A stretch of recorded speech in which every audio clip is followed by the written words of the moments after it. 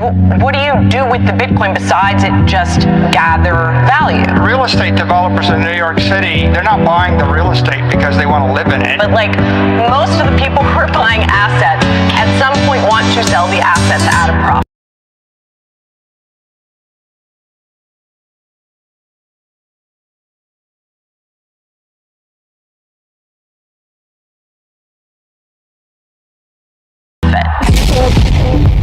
That use fiat currency as a store of value. We call them core. We call them core. People that use fiat currency, we call them core. We call them core. We call them core. We call them core.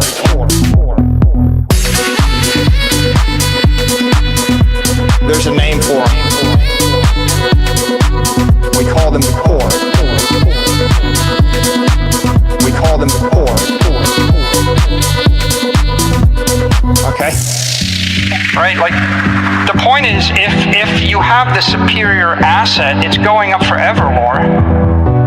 Forever. Right, I mean, right, but I mean, we can all look Bitcoin sort of as forevermore. People that use fiat currency as a store of value, we call them core.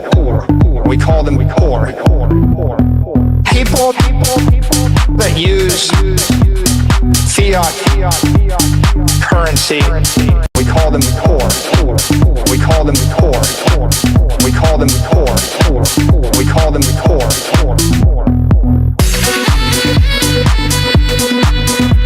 There's a name for them.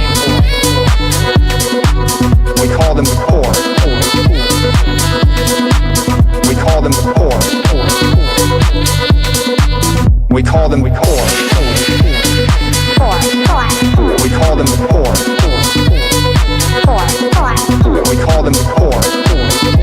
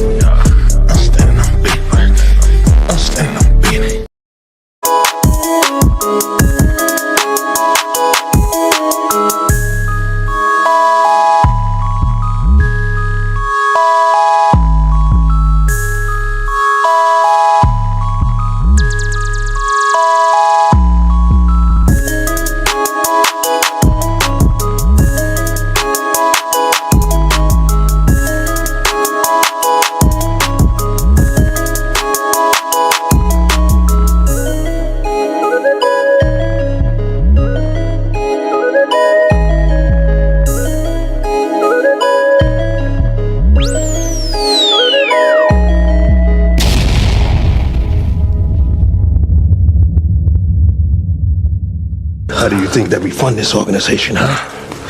We're not exactly the March of Dimes.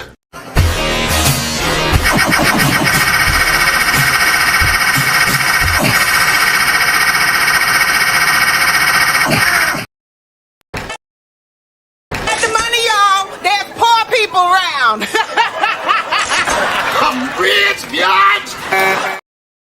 Cash rules everything around me. Green, get the money. Dollar, dollar bill, yo.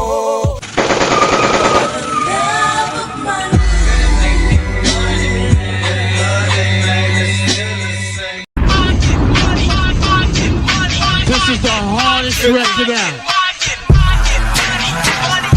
I get it. Silence. Silence. I ain't got no money, pa. Everybody, man, what is good? It's your boy Rob coming back with another live stream. Shout out to everybody who is in the building. All right, shout out to everybody who is in the building. If you guys can hear me okay, please give me a thumbs up or radiation emoji in the chat. If you cannot hear me or things sound or look bad, please give me a thumbs down or an angry face. All right, while you guys are doing that, I'm going to shout out everybody who's in the building early. All right. Shout out to Brooklyn Queen, mod extraordinaire. Y'all already know what to do. Make sure y'all do what she say. Shout out to my man Carlton Way. What's good with you, bro? Shout out to the specialist. What's good with it, bro? Shout out to Emperor Rex. What's good with y'all? Show DSB some love for funding the organization and growing the organization. How do you think that we fund this organization, huh? We're not exactly the March of Dimes. Damn. I'm standing on business. I'm standing on business. I'm standing on business. Shout out to DSB. Again, make sure y'all show DSB some love. Definitely appreciate it. Funding the organization as always. How do you think that we fund this organization, huh? We're not exactly the March of Dimes. Cash rules everything around me. Green, get the money. Dollar, dollar bill, yo.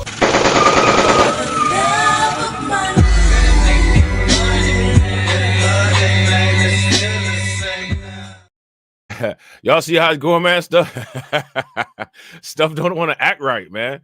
Shout out to my man Black Free Thinker, mod extraordinaire. Absolutely. Please make sure you guys leave a like on both streams. I'm pretty sure Black Free Thinker put the link in the chat. Take a moment, hit that link, go over there, like the stream, share the stream, stay over there or come back. All right. Shout out to you, bro. I appreciate you. All right. Who else we got up in here? Shout out to my man Mordecus. What's good with you, bro? Shout out to Mordecus. Make sure y'all show my man Mordecus some love. Good to see you as always. All right. Shout out to everybody, man. I know everybody is loving the market, man. If y'all loving the market, put some blood drops in the chat. All right. Put some blood drops in the chat. Now, you know, let's talk about this, right? How many people who set the phone alarms for the correction alerts, how many people got correction alerts? I think that there should have been a correction alert on XRP, if I'm not mistaken. If you guys got a correction alert on XRP or anything else for that matter, I think maybe H-Bar might have got one on the low end too. Give me a thumbs up. If you didn't, give me a thumbs down. All right. So you guys remember on the low end, the correction alerts, in most cases, those are, you know, for the most part, buy signals, right? So here's my question for y'all. Right, we got the challenge. We got the portfolio 2x portfolio double challenge this month, right? This is a perfect time to put yourself in position for that 2x portfolio double, right? Now, a short-term situation, right? Like a short-term change in strategy, right? Let me ask you guys this question.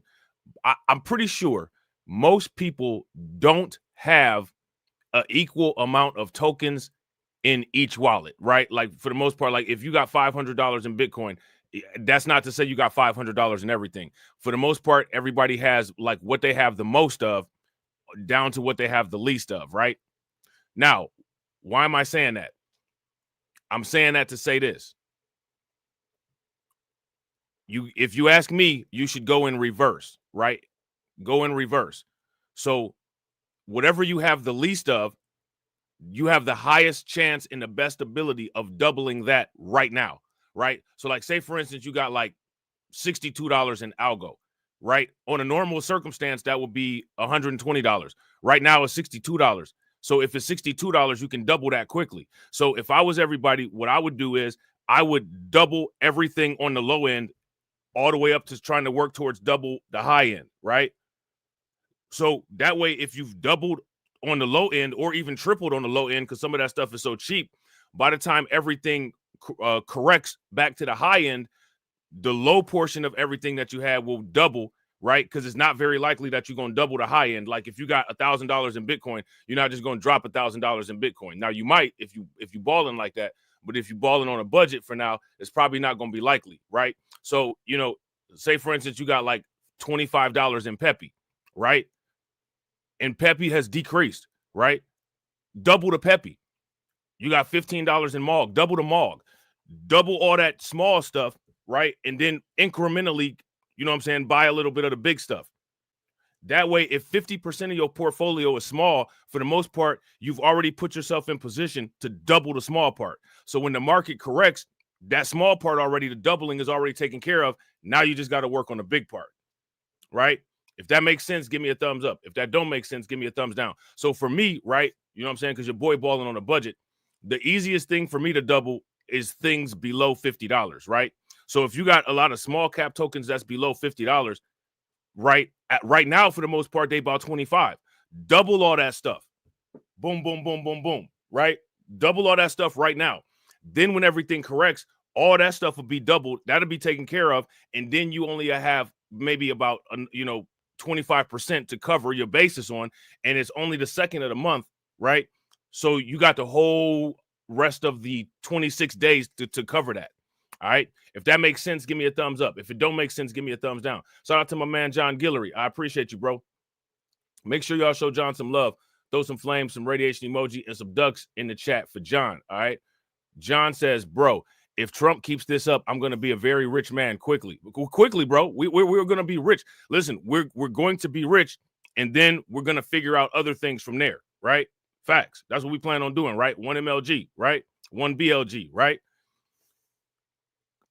He is volatile and in turn makes the market volatile, turning the streets blood red like the Daywalker, a.k.a. Blade, right? And you know what they said to Blade? Hey, hey, I'll catch the rest on CNN.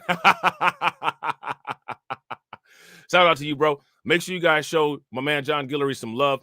Throw some flames, some radiation emoji, and some ducks in the chat for John Guillory. And he just bought y'all a second round of appetizers. How do you think that we fund this organization, huh? We're not exactly the March of Dimes. In Springfield, So don't push me, ain't Donald Trump trying to grab him by the... Said it was some Haitians, somewhere out in Springfield. Women doing cartwheels. Have you seen Garfield? Have you seen Snowball? This about to snowball. I'm about to go off. I can't let this go on. Miss me like an airball. Tell me when my cat is coughing up like a hairball. I gotta tell them if they even put the fingernail on Santa's little helper to turn them to hamburger helper. Somebody better help them, cause I'm going to jail for showing them fellas helter skelter. Usually I'm content, but if you touch my dog, then I'm turning into John Wick. I'm lit. Bird better drop it. If you touch my pet, then I'm pulling up like CrossFit. Back. If you ain't a pussy cat, say drop that cat. Drop that cat. Drop that cat. Got paid back. Thought she was a goner, but the cat came back. If you ain't a pussy cat, say drop that cat. Drop that cat. Drop that cat. they're eating the dogs, they're eating the cats. Eat the cat. Drop that cat. Now, check this out, right? Shout out to you, bro. I appreciate you. Now, another benefit of if you do it that way is that you decrease your probability of further loss, right? So imagine, right, Bitcoin is under $100,000. You say, oh, yo, I want to get this Bitcoin because it's under $100,000 right now, right? So then you drop $500 into the Bitcoin. What happens if then tomorrow Bitcoin goes down even further? It goes down to 95,000. Now, mind you, it don't matter, right? Because you're just going to accumulate Bitcoin. But you got to shop smart, right? You got to shop smart. You got to think, if your strategy is to accumulate Bitcoin and never sell it, you're going to get that Bitcoin coin either today or over the course of what you dollar cost average. Regardless, that Bitcoin is already bought. You're already going to get that $500 of Bitcoin, right? If you guys agree, give me a thumbs up. If y'all disagree, give me a thumbs down. Shout out to my man, AW1. What's good with it, bro? Right? So if instead of taking that $500 block and putting it on Bitcoin all right now, you got to think to yourself, I'm going to get this $500 in Bitcoin anyway. right? It's going to eventually happen because Bitcoin is the backbone of everything that I'm doing right now. And the idea is to accumulate Bitcoin. I'm going to get that Bitcoin. I'm not going to sell it, right? You already know that. That's already going to happen. So you got to take that into consideration, right? However, right, if you spend maybe, you know, $10 here, $10 there, again, you're doubling, right? Like if you had $20 worth of MOG and it goes down to 10, if you buy $10 now, you're doubling, right? So when it goes back up to the regular price, it's going to be 4 times the regular price, right? So if you got, you know, whatever, say for instance, you got $15 in Crow with Knife, like Carlton, right? You buy $15, you accumulated before $15, right? But now you buy one $15 block of Crow with Knife. You've doubled it. So all the way down at the bottom, right? Because you know, crypto.com, you can sort it to where it lists your portfolio assets from greatest to least based on dollar amount. Whatever you have the lowest dollar amount in, start there, start doubling, go all the way up, go back, start tripling, you know what I'm saying? Go back, start quadrupling, you know what I'm saying? Go back, start quintupling, right? So when everything starts to come back, for one, you don't have all of that in Bitcoin. So the whole $500 is not going to take a hit. You see what I'm saying? And you spread it out. So not only have you worked from bottom up, but by doing that, you've also automatically diversified. So that $500 block that you put in is not going to take a direct hit if one asset get hit harder than the other. All right. So you've kind of managed your risk and kind of smoothed out your risk profile as well. All right. So here's my question. Did that make sense? Shout out to Caldona. What's good with it? If that makes sense, give me a thumbs up. If it don't make sense, give me a thumbs down. Now, that's not to say don't pick up on bigger assets, right? But what I would say for the time being is because you can get the big assets at such a discount, just spend what you would spend on the small assets on the big assets and just concentrate on accumulation on the small assets for now. And then when everything resets back to normal, go back to your regular buying pattern.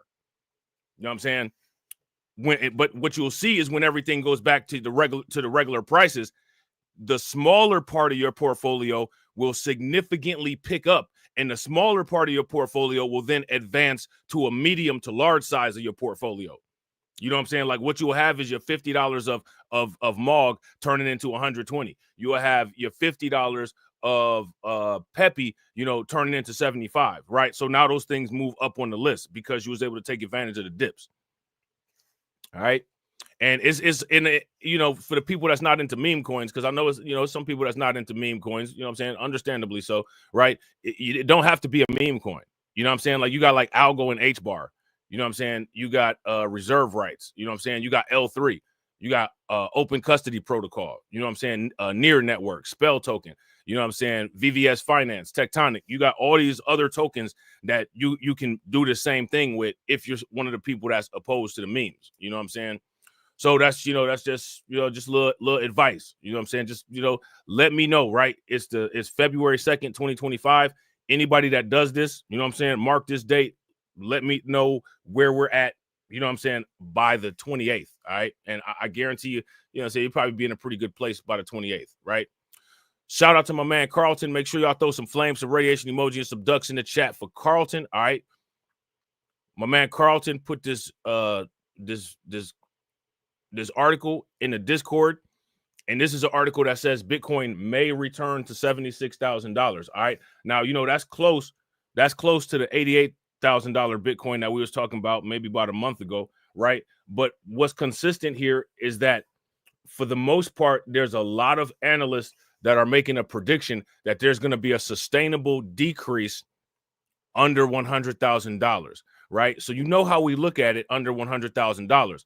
The lower Bitcoin goes, the further away from $100,000 Bitcoin goes, the higher the likelihood of being able to complete a Bitcoin, right? If you guys would agree, give me a thumbs up. If you guys would disagree, give me a thumbs down. So every dip under $100,000 temporarily, because we know very soon that's going to be a thing of the past, right? But every current dip under $100,000 is an increased probability chance of you being able to get a full Bitcoin, which is the idea, right? Shout out to my man DJ Elmo. Now, I put this video in the Discord. You know what I'm saying? If we get time, we might look at it. But This video was talking about old cryptocurrency prices, man. And there was this one video on there. You know what? As a matter of fact, let me see. We're not gonna watch the whole video, but I'm gonna just show this one part on here. This part is gonna make y'all be like, oh my goodness, man. Oh my goodness. Let me see. Hold on. Yeah, here you go. Here you go. Shout out to everybody watching. I really appreciate you guys. If you guys haven't, take a moment, smash that like button. Also, if you guys haven't hit the bell, please take a moment, hit that bell, and also please share the stream to your social media. All right. Let me see. Give me a second here. I'm about to just swap these out real quick, and we'll get back to that. All right. We'll get back to that. We might actually end up messing around watching this whole video. Y'all know how it go, man. You know, ain't no time limit. You know what I'm saying? Ain't no time limit, right? Ain't no time limit. You know what I'm saying? Like Usher and them, Usher and Master P and Young Thug said, no limit. You know what I'm saying? Oh, man. No limit. You know what I'm saying? Now, listen to this, man. Listen to this. This going to make you go crazy right here. Listen to this. Listen to this. Using the CoinPal service. First, go to coinpal.indrix.com and you'll be presented with this order form. In order to make a purchase, you have to have a verified PayPal account. So I'll enter my verified PayPal email address in the form. And then I'll confirm my email address by entering it again. I want to buy 10 Bitcoins, and I'll enter my Bitcoin receiving address there. I click continue. It presents me with the details of my order. So the exchange rate right now is 30 cents. Oh!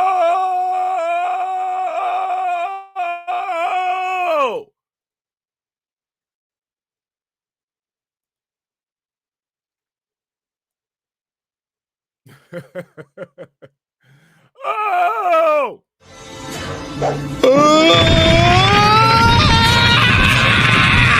You cheated! I'm going to tell on you! 10 Bitcoins for 30 cents?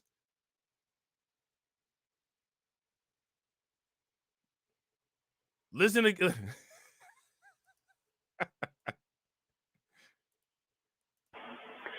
In this video, I'll show you how to buy Bitcoins using PayPal, using the CoinPal service. First, go to coinpal.indrix.com and you'll be presented with this order form. In order to make a purchase, you have to have a verified PayPal account. So I'll enter my verified PayPal email address in the form. And then I'll confirm my email address by entering it again. I want to buy 10 Bitcoins, and I'll enter my Bitcoin receiving address there. I click continue. It presents me with the details of my order. So the exchange rate right now is 30 cents.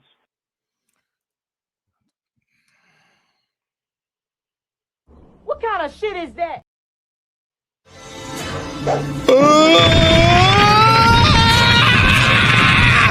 You cheated! I'm going to tell on you!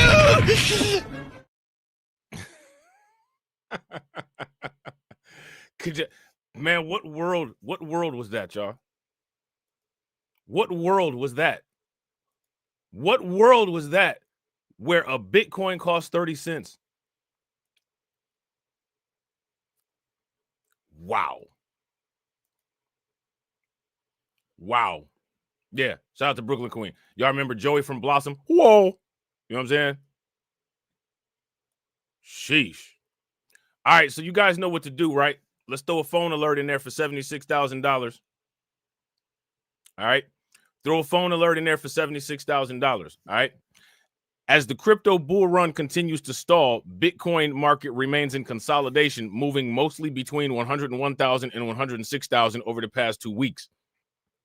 Interestingly, a market analyst with an X username CryptoDodo7 has shared a potential pathway for Bitcoin to reestablish its bullish momentum. However, this theory includes an initial significant price dip. All right, now, what's that dude's name? Kiyosaki? the rich dad, poor dad dude, there's a lot of people that have been saying that this big dip is coming for Bitcoin, right? So again, you know, this shouldn't be anything that anybody is afraid of. This shouldn't be anything that anybody is scared of. This shouldn't be anything that shakes anybody down, right? If you guys would agree, give me a thumbs up. If y'all would disagree, give me a thumbs down. All right. Now, here they say the Trump effect, why Bitcoin may need to return to $76,000. Well, for one, right, you know, they've been using these physics models and these energy models, right? So, you know, by those energy models and by those energy theories, if we're talking about kinetic energy, is going to need some potential energy to be able to launch off on a good trajectory, right? So if we're looking at this like it's a slingshot, how does a slingshot work? Can you just put a piece of a object in a slingshot and just put it there and the slingshot goes? Nah, if the slingshot is the number line and where you start off at the slingshot is number 1, you have to pull it back into negative numbers and then you have to let it go, right? So the further you pull that slingshot back into the negative numbers, the more potential energy it has to be able to have a faster acceleration and to travel a further distance once it's released, right? So if 0 is the starting point on the slingshot and you pull the slingshot back, it's not going to go as far or as fast as if you pull the slingshot back and you take it to -5, right? That's the idea. Pull the slingshot back as far as you can. You can use the same type of model with a bow and arrow, right? The bow and arrow in resting position is 0, right? You can't just put an arrow in it and the arrow will launch. That's not how that works. You got to put it in and then you have to pull it back to the negative side of the number line and then release it.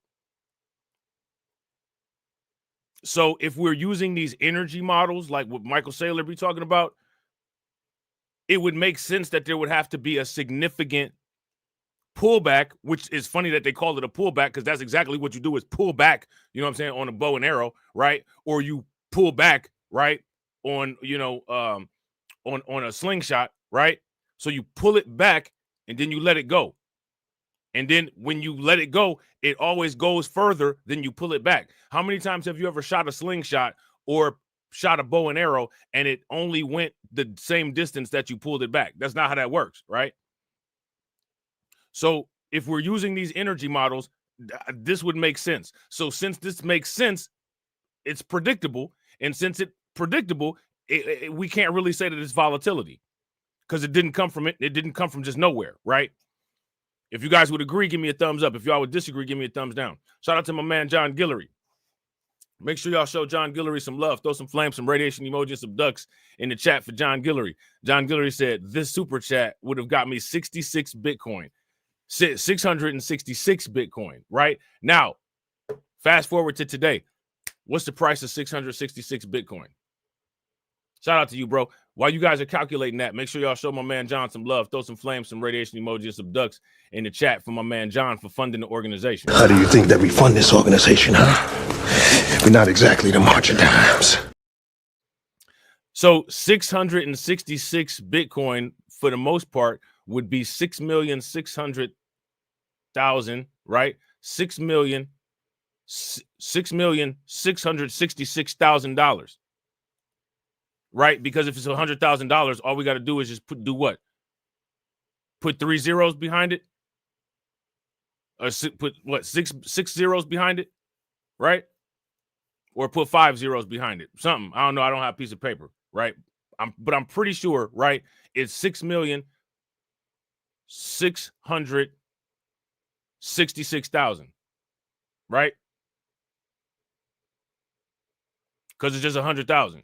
So all you got to do is just pop the zeros there. That's a lot of money. That's not a bad return. That's a better return than most people's 401ks. How many people been investing in a 401k since 2010, since 2011?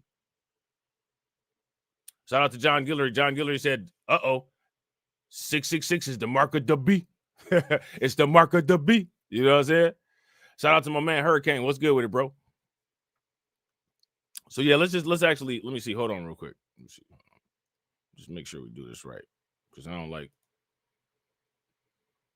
So we're gonna put the calculator up here. Just so we can have it on the screen. Hold on real quick.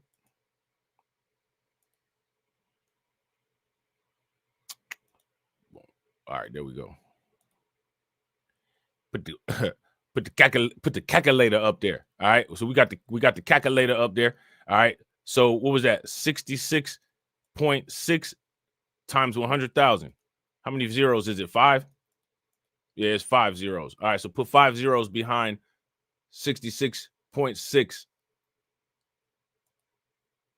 6,066,000. Yeah, there you go. 6,066,000. That's how much money you would have. That's wild. That's a wild return.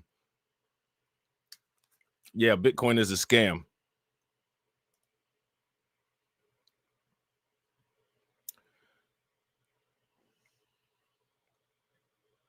Hey, shout out to my man Hurricane IQ. Throw some devils in the chat for my man Hurricane IQ on my crypto demon time. Let's get this crypto, bro. Facts. Facts. You know what I'm saying? That's amazing. I bet you I bet you everybody in the chat knows something that they could do with that amount of money right now. My bad. I can't stand when that happens. My fault. If y'all had $6,660,000, what would y'all do with it right now? Carlton Way would spend it all on Crow at Knife. Carlton would spend it all on Crow at Knife. Carlton would have like 9 trillion Crow at Knife and a gold throne. You know what I'm saying? Be sitting there like Slick Rick on the Great Adventure album cover. You know what I'm saying? Man, Carlton would be sitting there like my man Carlton would be sitting there like Slick Rick with the patch over his eye and the rope chain on the Great Adventure album cover.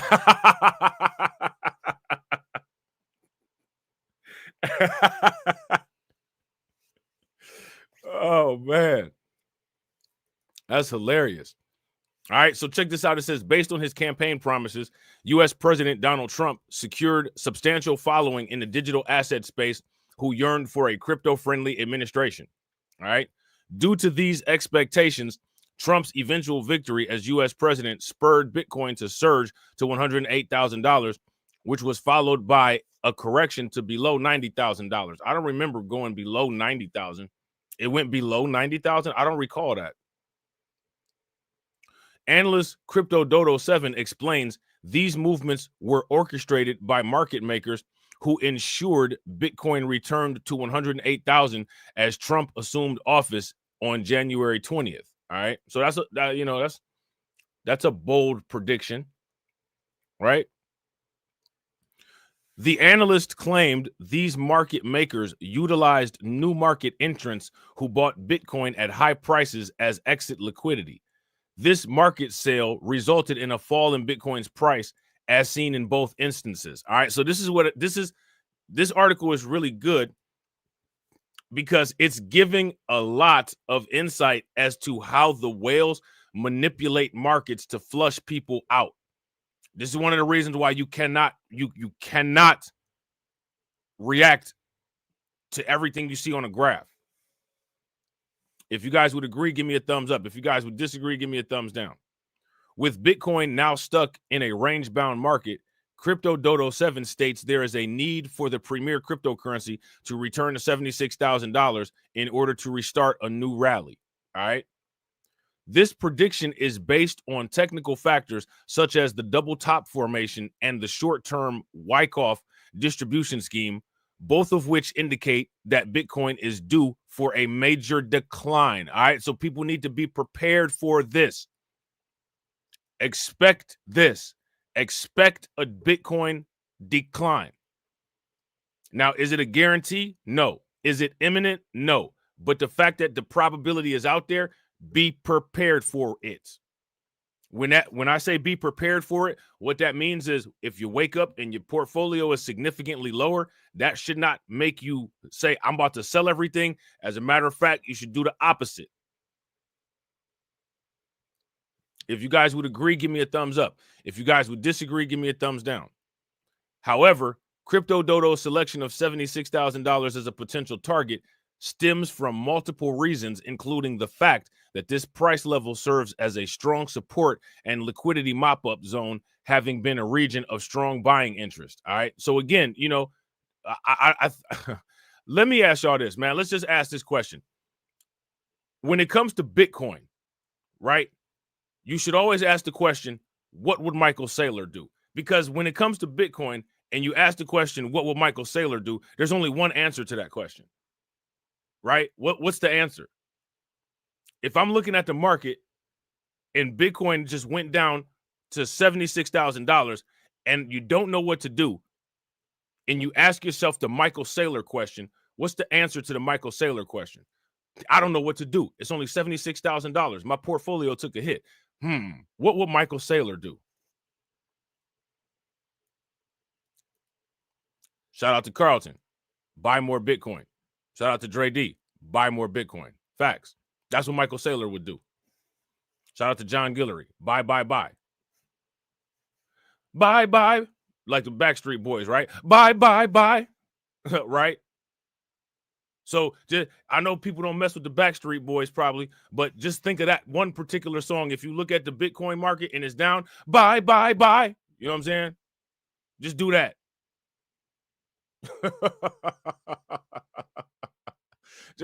just do that, right?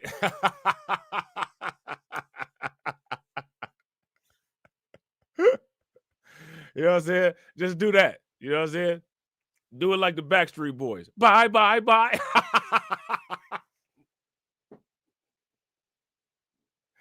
Oh, man. That's hilarious, man.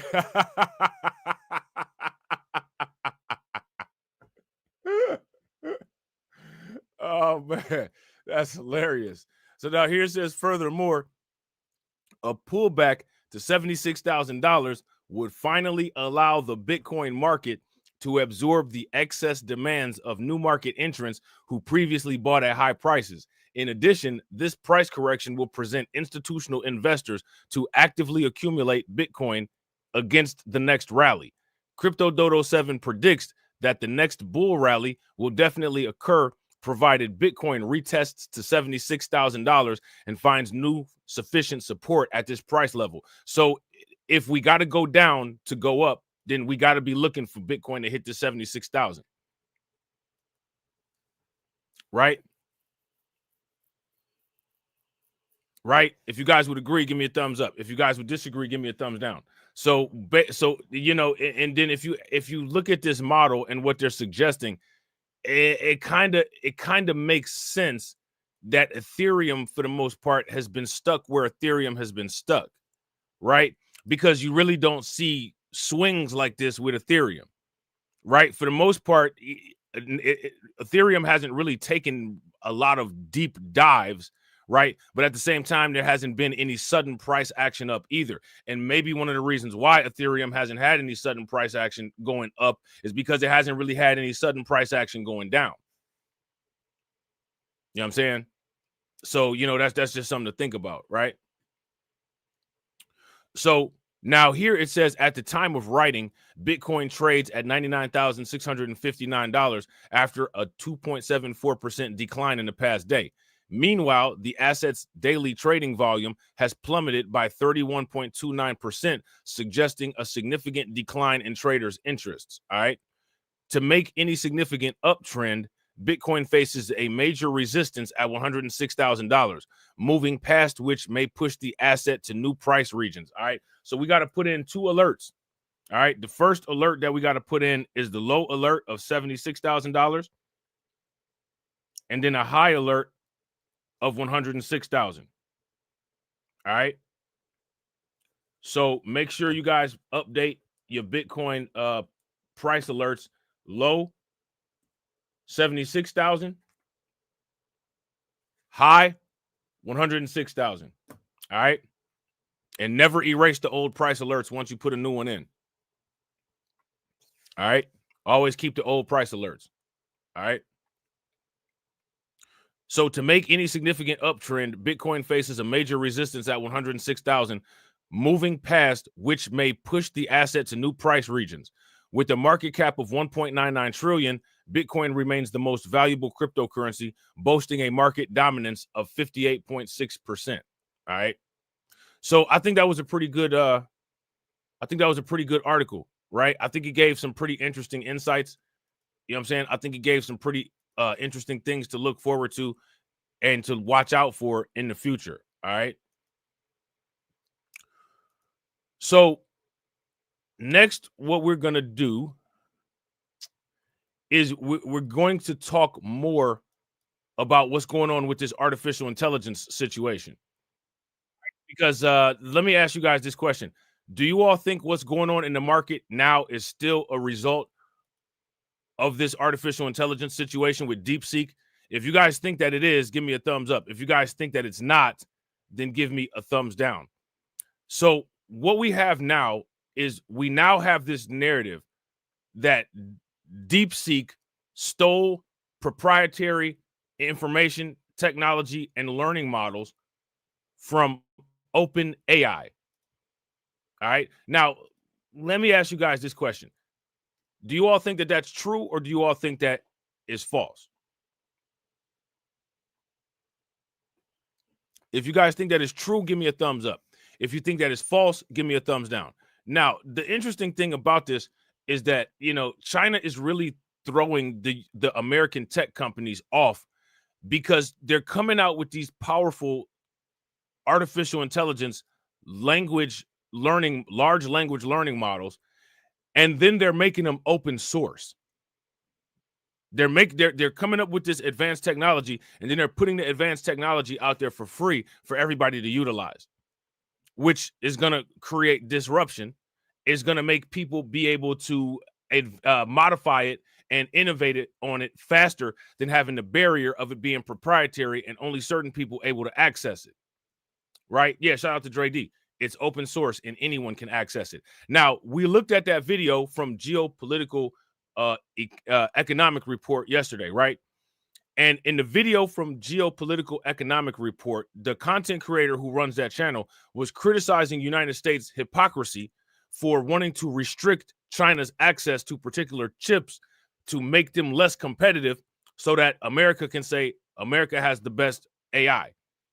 Now, as you watch this Fox News clip, the people on Fox News are suggesting to not allow American investors to be able to invest in these Chinese companies. I thought they were about free market. So again, what we have to do is we have to highlight and point out this hypocrisy. All right, let's check it out. Welcome back. Breaking news this morning. OpenAI says it found evidence that China's new AI model, DeepSeek, used the company's proprietary model. Now, where's the evidence? What is the evidence? What's the evidence? Where's the item of evidence that pins this down and says this actually happened? Where is this evidence? What is this evidence?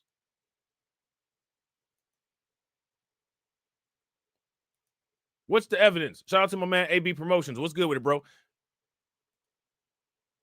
To train the open source competitor. The company told the Financial Times it has seen evidence of distillation, which it suspects to be from DeepSeek. U.S. officials are now looking at the national security implications of DeepSeek and whether intellectual property theft was involved, as the CCP has been stealing intellectual property from America for decades. This, as DeepSeek's terms of service show, it collects and stores user data in China, sparking similar national security concerns, leading to the congressional crackdown on TikTok. China's Alibaba now is also releasing a new version of its artificial intelligence model this morning. Now, let me ask you guys this question. Shout out to y'all. Are you able to buy Alibaba on American stock markets? If you are, let me know. All right, because if you are, you already know what I'm going to say. What am I going to say?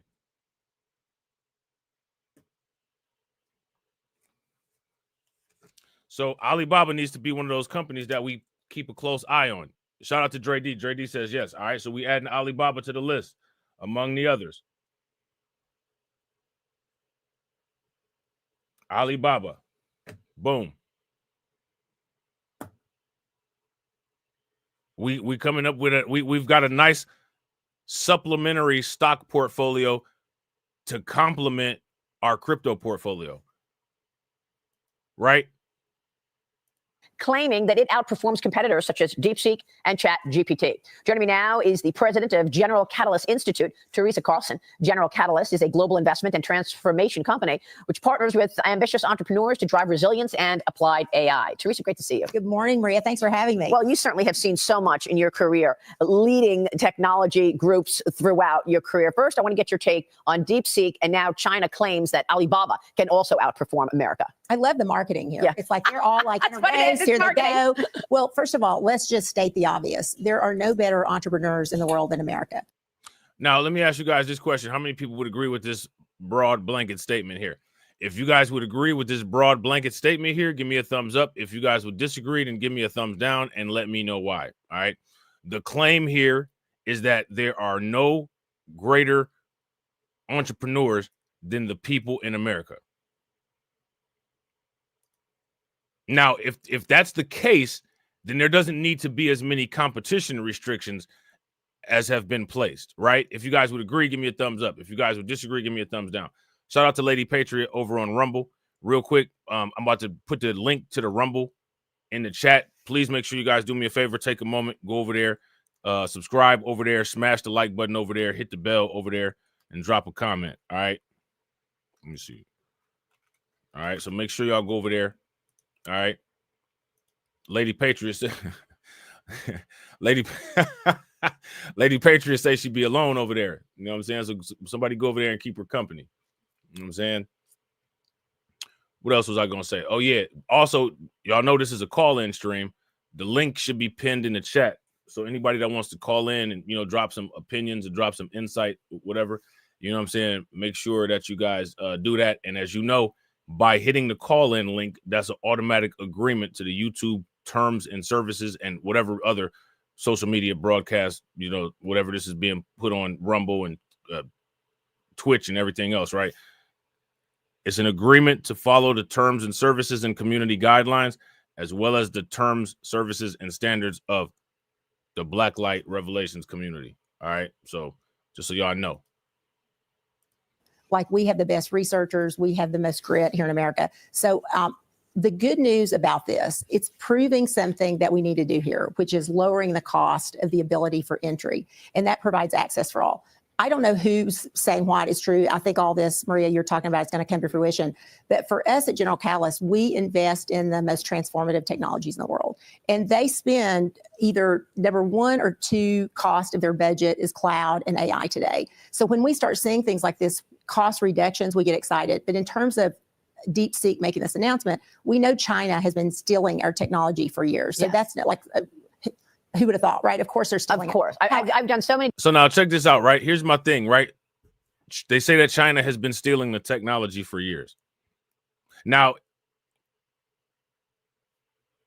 should anybody feel bad about that? If you guys feel bad about that, give me a thumbs up. If you guys say, hey, that's just the cost of being competitive. If China is stealing and that's what's going on, well, then the United States need to do what the United States does. Steal better, right? Steal better. Make us our money, right? I don't care about none of these excuses. Make us our money. Get us our capital gains. Get us our dividends. I don't want to hear about none of this, right? In documentaries on China and so much study on communist China, our audience is well aware of how much they've stolen intellectual property from America. But they're not as good as innovating on top of that and moving faster. And now let me ask you guys this question. I need everybody to throw some tears in the chat, right? Throw some tears in the chat, because do y'all smell that? Do y'all smell that? I smell victimhood. I smell victim talk. I don't want to hear about none of this. Get me my capital gains. Get me my dividends. They stole from us. They stole from us. That sounds like what I be going in other aspects about, right? I ain't trying to hear none of this. Get me my dividends. Get me my capital gains. Right. Shout out to Hurricane IQ. Quit crying and get back to work. Y'all remember when Gus Fring told Walter White that after he deleted Hector? Get back to work. Get back to work. That's all I'm trying to hear. Get back to work. I think in America, our entrepreneurs really fail quickly and succeed quickly. So, you know, I would say strap in, because in the US, I think we're going to have a lot more announcements from our companies on what they're doing, because probably seeing this just creates a lot more competition to even move faster. But I guess on the cost theme here, I mean, you've got Microsoft spending $80 billion on, building out its AI just this year. Yeah. It's not an overall number. It's just this year, $80 billion. You've got, ChatGPT, hundreds of billions. And is there any way that DeepSeek could have been developed for $5 million? Maybe. Possibly. Well, there's that. All right, there's that. There's that. Now, here's the thing, right? They should just do DeepSeek like how they do anything that they find in Africa, right? Well, there's no way that the Chinese did that. It had to be aliens. They did it. It was aliens that did it. Because you know what the theme is, right? This is the reason why, quote unquote, no DEI. If we can't do it, then nobody can do it. And regardless if there's proof or not that other people did it, we're just not going to acknowledge it anyway. Well, maybe the Chinese made a deal with the Anunnaki. You know what I'm saying? Maybe some tall grays, right? Maybe some tall grays had came through, or some reptilians, and said something to them, and they made a deal like that, right? Because, if we can't do it, then nobody can, right?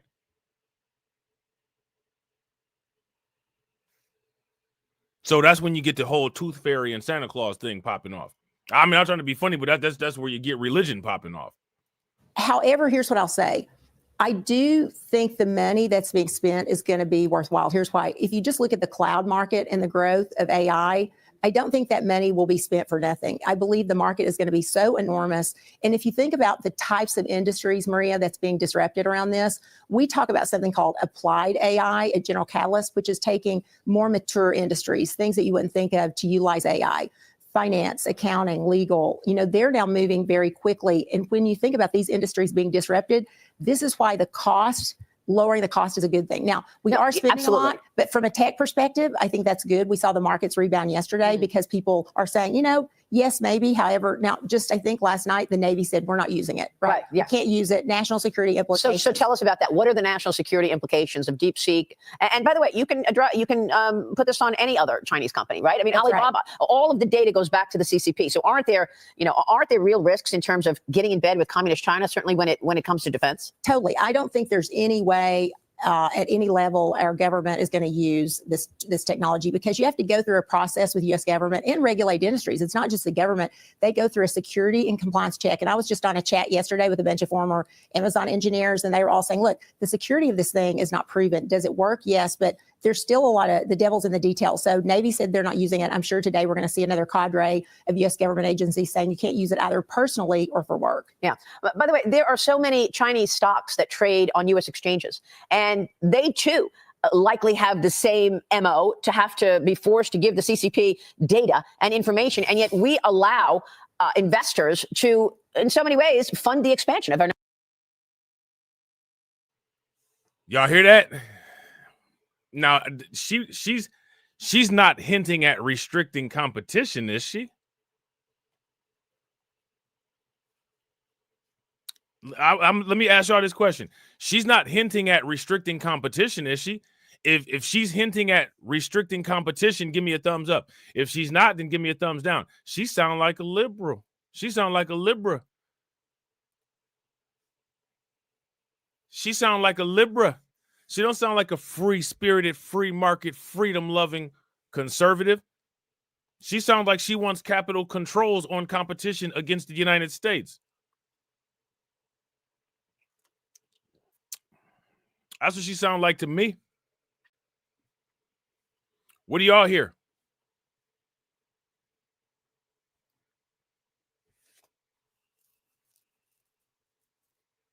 She wants to stop American investors from having access to superior financial instruments.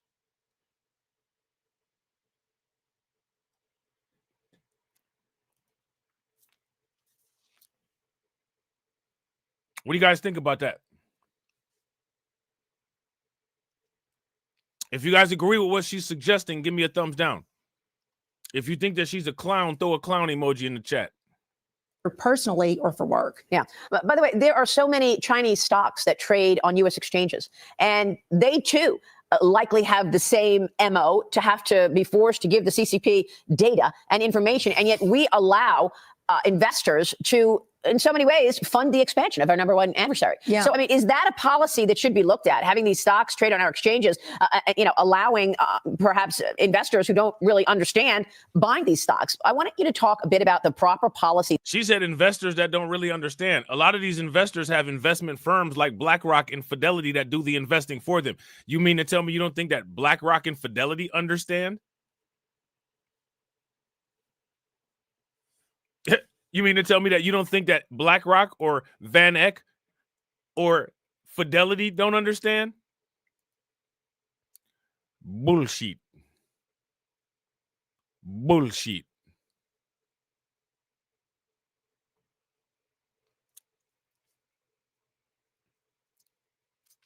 So what do you guys think about this? Let's take a look at these companies. Speaking of which, right, they got Alibaba up there. They got JD.com, somebody I've never heard of. JD.com. Baidu Incorporated.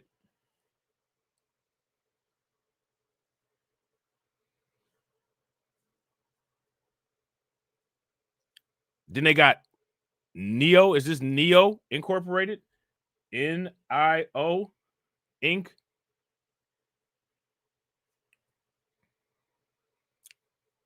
PDD Holdings.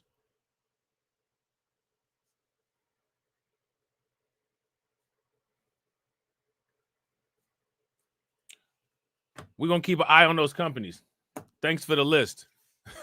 Right? Shout out to Maria. Thanks for the list. What was that on Creep Show? Thanks for the ride, lady. Thanks for the ride, lady. Shout out to Hurricane. Thanks for the super chat, Kane. You know what I'm saying?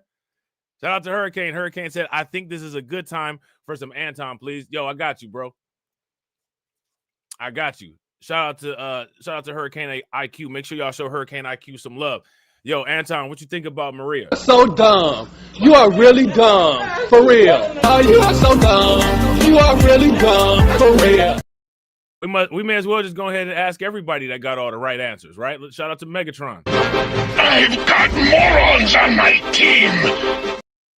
All right, we're going to move over, you know what I'm saying, next door to G.I. Joe, see what Cobra Commander talking about. Idiots! I'm surrounded by incompetent idiots! All right, yo, Cobra Commander, they say that DeepSeek stole proprietary information from OpenAI. True or false? Unsubstantiated fantasy! Lies! Lies! Lies! All right, well, I guess we got the rundown on that. Shout out to you, bro. Make sure y'all show my man, Hurricane IQ some love for funding the organization. How do you think that we fund this organization, huh? We're not exactly the March of Dimes. Hey, B, you remember that? What was that, Creep Show? Thanks for the ride, lady.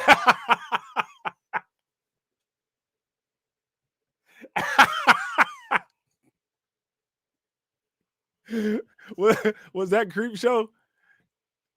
Bro, that's hilarious, man.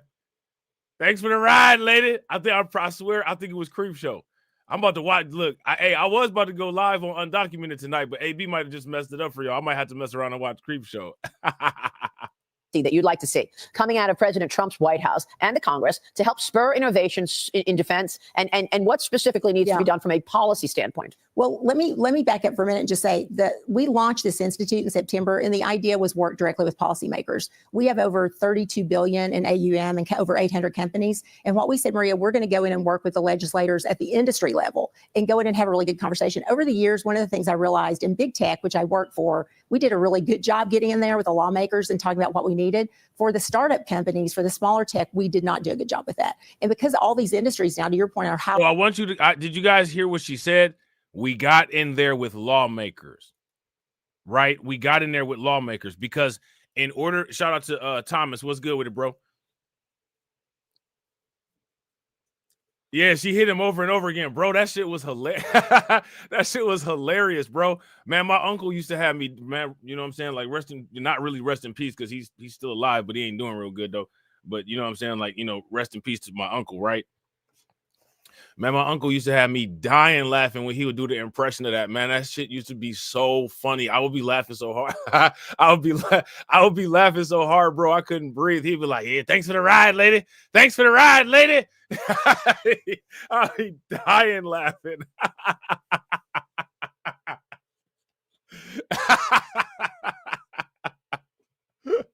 Oh man, that's hilarious, man. But yeah, she said that they got with the lawmakers, right? So I want you guys to understand what I'm saying here. This been what I've been saying since day one. Politics creates the legal pathway for you to be able to have an opportunity to have lucrative business. They make the laws, set the laws, use the laws to make the money, then adjust the laws so that other people can't come through and utilize the same tactics in order to make the money. That's what the laws are for. Laws are controls. Now, when they ask about what the controls are, right? Laws are controls to keep the people who have the money and resources with the money and resources. All right. If you guys would agree, give me a thumbs up. If you guys would disagree, give me a thumbs down. Shout out to my man DSB. Yo, I appreciate you, bro. Make sure you guys show DSB some love, throw some flames, some radiation emoji, and some ducks in the chat for my man DSB for funding the organization and for growing the organization. Definitely appreciate you, bro. How do you think that we fund this organization, huh? We're not exactly the March of Dimes. Cash rules everything around me. Green, get the money. Dollar bill, yo.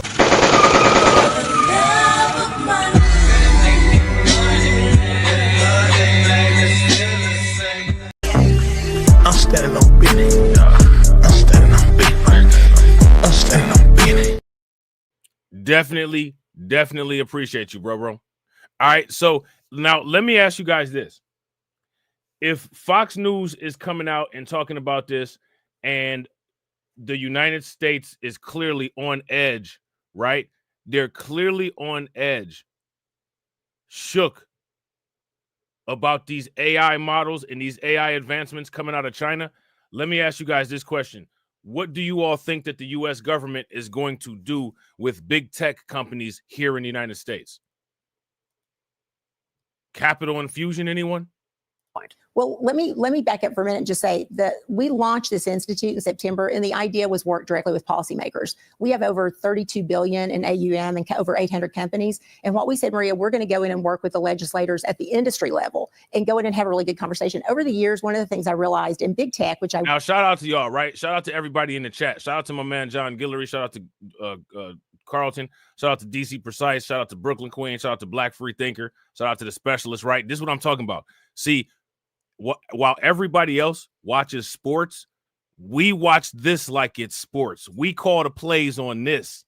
We're not calling plays to see if somebody can get into the end zone or to see what somebody's field goal percentage is. We call the plays on this, and we put points in the form of cryptocurrency and cash on our own scoreboard. Shout out to AB too, right? That's what we do. So this is our sports right here. This is our sports. You know what I'm saying? Shout out to Win, Lose a Rug too. Work for. We did a really good job getting in there with the lawmakers and talking about what we needed.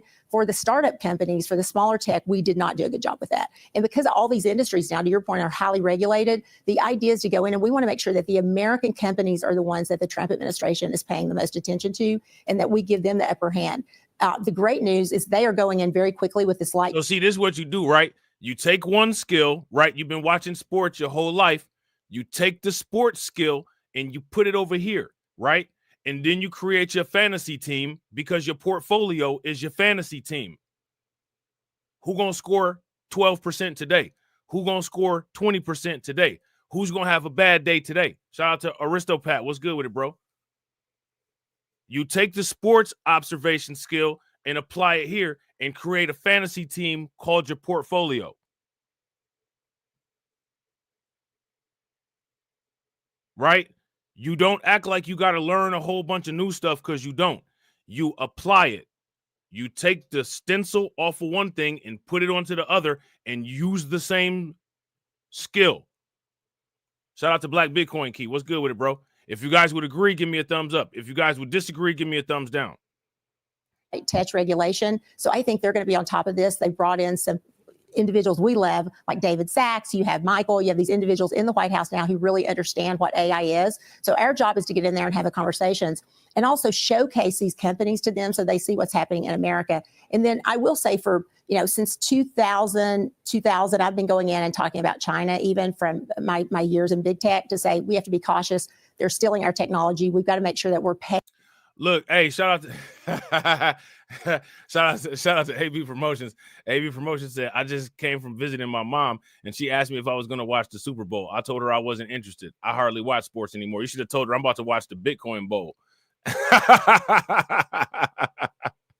You should have told her, yo, I'm about to watch the Bitcoin Bowl. You know what I'm saying? I don't know about that, but you know what I'm saying? I've been watching my team Bitcoin every year.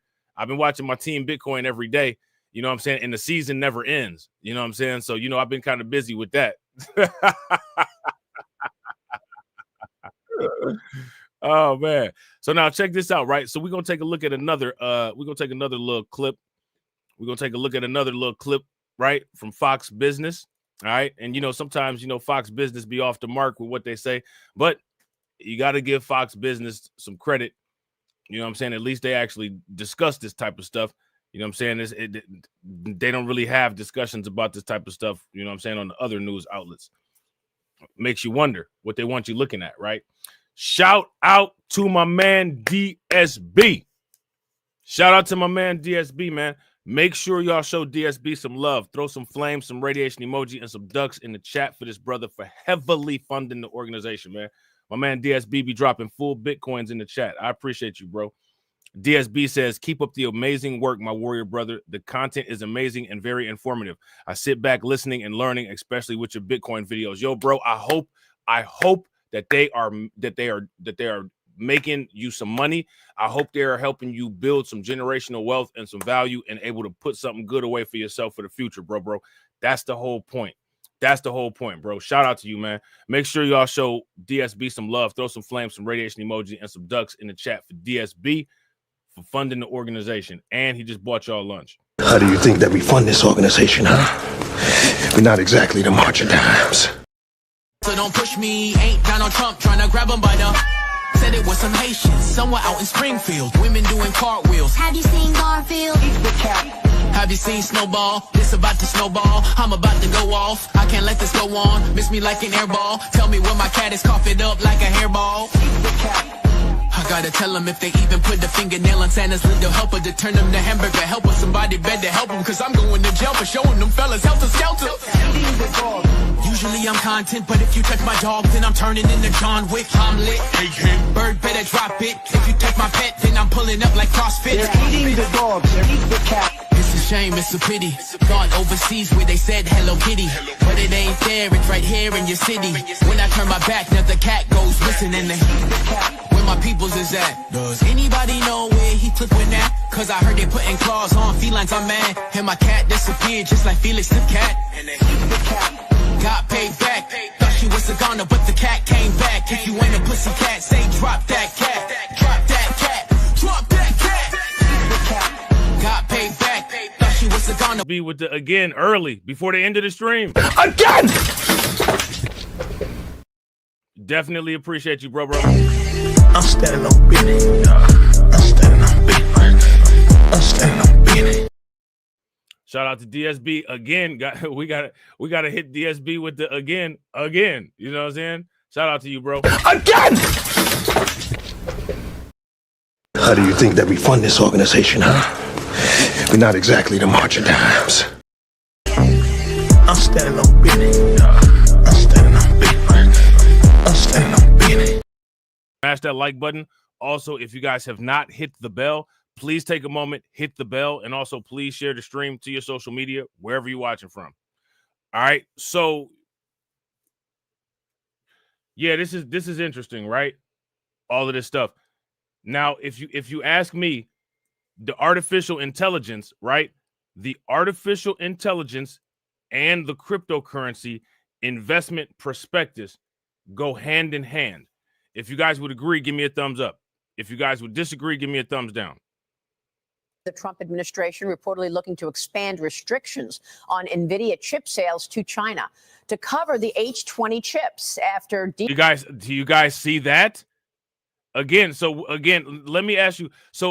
To cut off all U.S.-China cooperation on artificial intelligence. Joining us right now is DMA United CEO. He is the author of the new book, Some Future Day, How AI is Going to Change Everything. Mark Beckman with us now. Mark, great to see you. Thank you. Thank you for having me. Congrats on the book. So your thoughts on what Madison just reported. How did DeepSeek do this and suddenly catch the tech titans of the country off guard? Yeah, they certainly did. And it's interesting also, if you look at that Meta chart, Meta's stock actually popped a little bit when NVIDIA dove.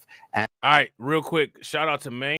If you got a price alert for Ethereum down to $2,800, put a bell emoji in the chat.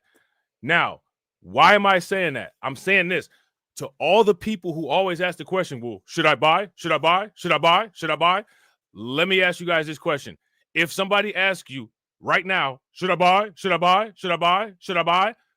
What are you guys' answers going to be? Let me know what each of your answers is. And it shows me that there are two things at play, Maria. There's the software, the algorithm piece, which Meta is benefiting from. And there's the hardware piece where NVIDIA is being hurt. NVIDIA's profit margin is huge, and they really are the only game in town. But what DeepSeek showed the public is... So now here's my question, right? Now is the perfect time to start that loss cost averaging, right? This is what I'm saying. Buying the floor, buying down, buy back your losses, right? Buy back your losses. The idea is to get more right now than you have when the market was at a stable price. If you guys would agree, give me a thumbs up. If you guys would disagree, give me a thumbs down.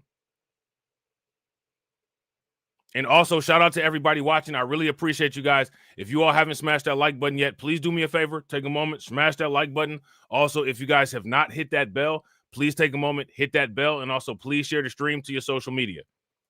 That the end users don't really need. Now, here's another thing that people need to start doing, right?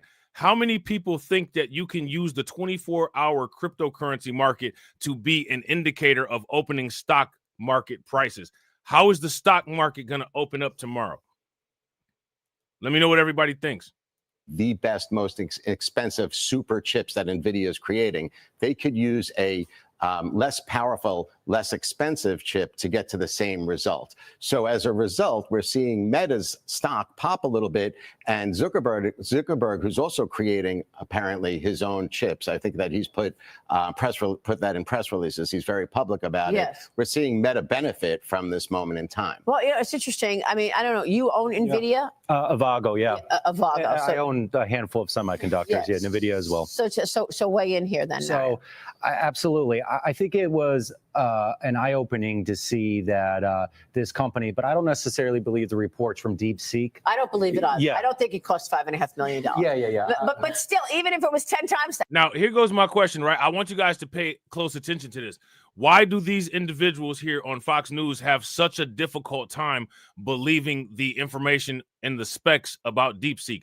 Now, why? Like, notice, for the most part, it's just speculation. Well, I just don't believe this. Since we've been watching any of these news reports, have they shown any proof of why they don't believe it? Has there been any evidence of this is why I don't believe this because we found this file with XYZ? Has any of that come out? Let me know. Shout out to my man DSB. I appreciate it, bro. Make sure you guys show DSB some love. Throw some flames, some radiation emoji, and some ducks in the chat for DSB for funding the organization and growing the organization. Definitely appreciate you, bro. How do you think that we fund this organization, huh? We're not exactly the March of Dimes.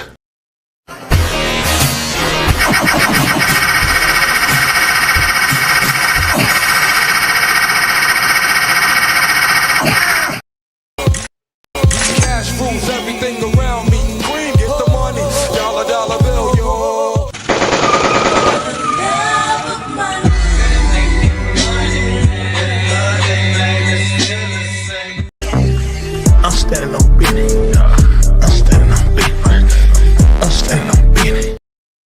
Definitely appreciate you, bro. So what do you guys think? All right. So now, because you got to ask yourself this question. Well, if I'm watching this for business insights, am I actually getting accurate business information? It's not 80 billion. Okay, yeah, it's not 80 billion, but just with any technology, and I'll make an analogy to this. You can look at like flat screen TVs, right? The Super Bowl's in 2 weeks. You remember TVs 2 years? Shout out to Carlton. Carlton says, I can tell you why. China has a reputation for not telling the truth or being transparent. Sounds like China sounds like when it comes to China in relation to the United States, they just like Sound like they just like don't it? Years ago, you know, a 70-inch would be $2 or $3 grand. Now you buy one and you're walking down Target, it's $500. So eventually this AI, and I agree with that notion, there's two types of components. There's the hardware component, which is the chips, which is NVIDIA. They have the high profit margins. And then there's a software component, the AI, the algorithms. Right. I do think it will be eventually commoditized. I don't know if that day is here today necessarily. That's a great point. Of course it's going to be commoditized. Yes, exactly. Of course. Like, now, and that's what we want. Yeah, but we are there. Like, keep in mind, DeepSeek's product is allowing for a massive discount to the end user. That's why everybody rushed in. That's why DeepSeek became the #1 downloaded app on the Apple Store, because it's a huge discount. We went from OpenAI's ChatGPT. Now, let me ask you guys this question. How many people in here, shout out to you guys, how many people in here have tried out this DeepSeek AI? If you guys have tried out the DeepSeek AI, let me know what you think about it. All right. If you guys haven't, then, you know, of course, you know, just let me know that you haven't. Which is fairly expensive and to essentially a free item where everybody could use, at least for search purposes. Mark, you wrote the book, Some Future Day, How AI is Going to Change Everything. Tell us what changes. Here's the thing. My book is looking at a practical approach for the average person, the person who's a beginner in AI, who's curious about how they can use artificial intelligence to enhance their career, to enhance their family, and to enhance their communities. Now, check this out. How many people believe that we should utilize artificial intelligence to enhance our Discord, to provide us with better market insights? If you guys think that we should, give me a thumbs up. If you guys think that we shouldn't, then give me a thumbs down. So I break out across different sectors, from fashion and art to music, finance, medicine, science. And my favorite chapter in the book is the evolution of warfare, where we go deep into looking at how big nations with tons of military are going to have to react now to drones and artificial intelligence. Well, I agree with you. That is the most powerful impact that we're going to see here. And if the U.S. is not up to speed, this has massive consequences. Well, what they don't understand, or at least they seem to not be, you know, showing understanding of, is that we're dealing with this is a information war. This is a innovation war, right? This is a technological war of attrition that's going on right now. Like, again, you know, when it comes to the wars of the future, this is what they look like. This is the first in many future wars. In the future, most of the wars are not going to be fought in the traditional way of being on the battlefield. This is the battlefield. This is the battlefield. If you guys would agree, give me a thumbs up. If you guys would disagree, give me a thumbs down. Yeah, we really do need to be a leader in this area, or we're going to fall behind somebody smaller than us. In your book, you talk about how to enhance your career. Are there any careers that people should stay away from because it's not going to be there anymore? Please don't say attorney. And don't say television anchor. Well, we're going to have a meta-human of Maria soon. But if you're a kid going into college, where do you want to be looking? Here's the thing. The reality is this. People are always afraid when new technology enters the marketplace. Now, what he's saying, people are afraid when new technology enters the marketplace. That sounds like the Bitcoin and cryptocurrency cowards, doesn't it? Why would you be afraid of new technology? even saw this back in the day with cars, with automobiles, right? But the truth is that new jobs are created, and we're going to see that accelerate within the ecosystem coming out of AI, including law, including media. So it's a very exciting time. And I think President Trump stepping on the gas pedal as it relates to crypto and AI, because those two elements are really locked in now. And I get into that on the book too. It's going to really feed. So again, I've been saying this forever. Shout out to the people in the chat. Shout out to people in the chat that have been around for a long time, like Carlton and DJ Elmo. How long have I been saying this? The day is finally here.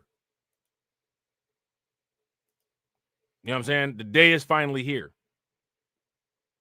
And to be honest, like I'm not even gonna lie. This is one of the reasons why you don't see a large majority of content creators around here talking about this. Now, I'm going to listen very closely. You guys are going to see a massive amount of content creators in our sector literally just completely ignore all of this. We got a monopoly on this type of content right here. And the reason why is because any acknowledgement of what's going on would completely destroy and disrupt any of their credibility. So for the most part, we got a monopoly. This is us. No one's touching any of this. If you guys would agree, give me a thumbs up. If you guys would disagree, give me a thumbs down. Into perhaps the biggest market growth for all of our economy, as well as helping Trump reach this golden age that he talks about. Well, he just announced last week a $500 billion commitment from those tech leaders to build infrastructure around AI and these data centers. What I like is the fact that President Trump recognizes that we need to beat China. I mean, DeepSeek's terms of service shows it collects and stores user data in China. It's sparking similar national security concerns as TikTok did. Now, let me ask you guys this question. Is DeepSeek the only software interface that collects data and data mines? It's amazing how they talk about this. Like this is as long as the United States is doing it and collecting information on the citizens and on everybody else, it's perfectly okay. It's perfectly fine. There's nothing to worry about. But now when there's another entity that's doing the exact same thing, now this is a big concern. We got to be worried about this. This is literally the same thing that Facebook, Meta Incorporation, they've been doing this for years. It's called data mining. Fox Business also confirmed, Mark, this. DeepSeek will not respond to any questions about China. Questions like, did the 1989 Tiananmen Square protest happen? The Uyghurs? And is there slave labor? Is Xi Jinping a good leader? No answer. I mean, I would say that the people, the non-robots, they don't like to answer questions about the civil rights era and about slavery here in the United States. So, as far as this goes, you can pick your poison as far as, outrage that you want to attach to, right? But as I'm looking at this, I don't see any difference in what China is doing to what the United States is and has been doing. And as far as I'm concerned, I don't care about none of this. Give me my dividends. Give me my capital gains. Give me my money. That's the only thing that I care about. But it's interesting to pay attention to the hypocrisy. You know what I'm saying? When asked about Taiwan, DeepSeek said it is, quote, an inalienable part of China. So I've been using DeepSeek since last summer, and I have to tell you, I could confirm from my own use, you cannot get an answer regarding Tiananmen Square. You could try to prompt it in so many different ways, but it won't go there. It acknowledges the Uyghurs. Now, I want you guys to pay very close attention, right? Because if you ask me, this conversation that these individuals are having, this is a conversation that we need to have. Because without artificial intelligence, these people having this conversation are literally attempting to do the same thing as far as any type of historical contribution that we've done. This is one of the main reasons why more people need to stop acting dumb and get involved in this type of stuff. And we need to create our own large language models and artificial intelligence software and hardware and buy data centers, because when it comes to the information war, let me ask you guys this question. What tools do we have at our disposal? You got people sitting up there telling people not to invest in cryptocurrency. That could be a possible tool that people would have at their disposal, but so many people listen to the anti-cryptocurrency people that starting at $60,000, those people have been locked out of wealth as a result of listening to particular content creators for a 4 to 5 year period.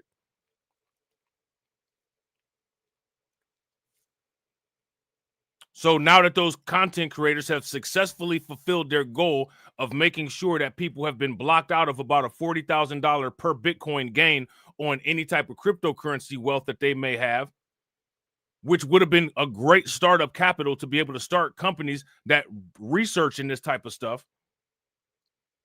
My question is, how do people, quote unquote, secure the culture without the use of securing artificial intelligence algorithms to preserve accuracy in depiction of our history? To me, if you can't have a secure the culture conversation without having a build up an AI infrastructure conversation. So if you're talking about secure the culture and you're talking about Fat Joe and all this other stuff, if you're not talking about building artificial intelligence infrastructure that maintains accurate information about our historical contributions and present contributions to the United States, to me, the conversation is erroneous. Not just to me, is it universally? I'm going to make the statement. Universally, the conversation is erroneous. It's a waste of time. It's futile. It's ridiculous.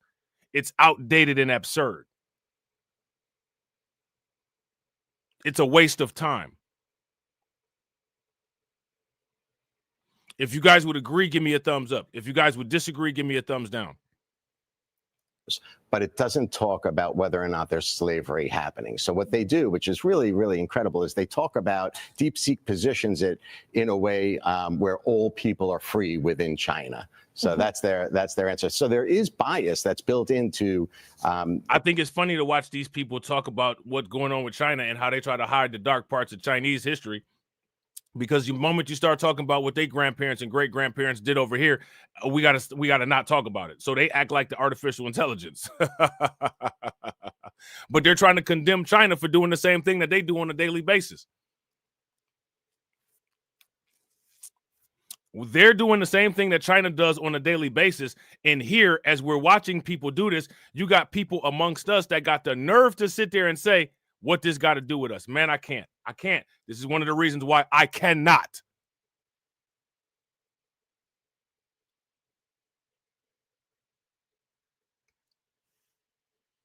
This is one of the reasons why I cannot.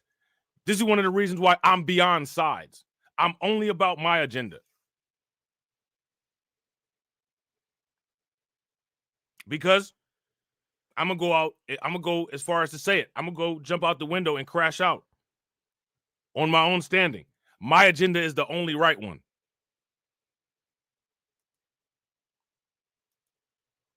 All other agendas will fail.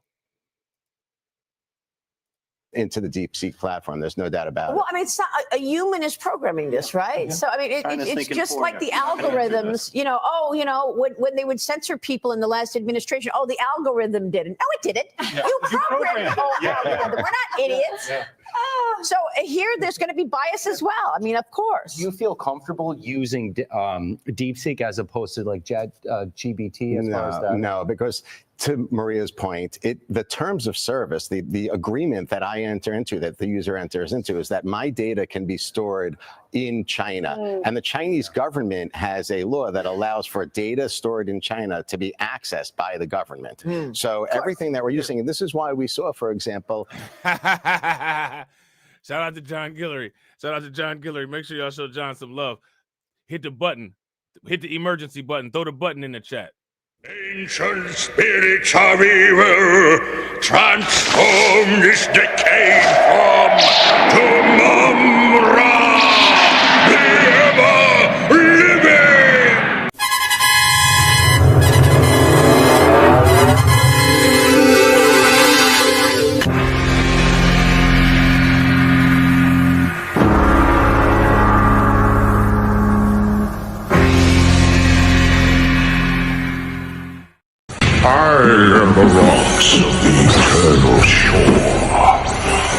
press against me and be broken.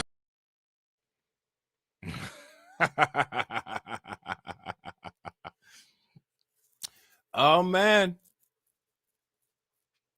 what was that? That was that song by Jizza, Shadow Boxing. Oh man. Oh man. Oh man. You know what I'm saying?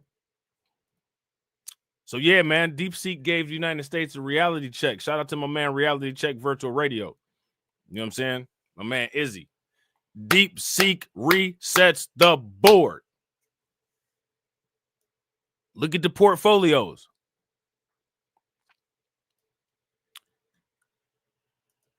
How many people heard about this Davos Economic Convention that took place? If I'm not mistaken, it happened last week.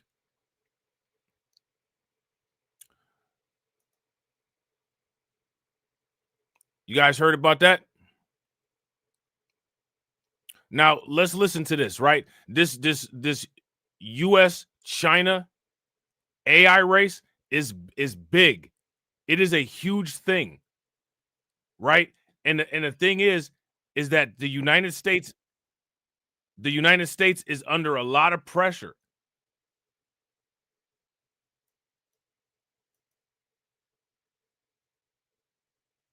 Hold on real quick. We might actually have to look at this. Yeah, we're going to have to look at this. Hold on. I'm going to have to throw this back here somewhere, though.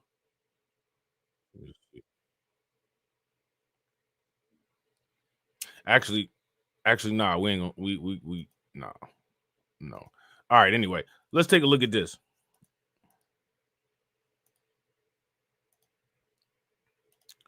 Now, again, let me ask you guys this question. Are there huge investment opportunities in emerging artificial intelligence? If there are, give me a thumbs up. If they're not, then give me a thumbs down.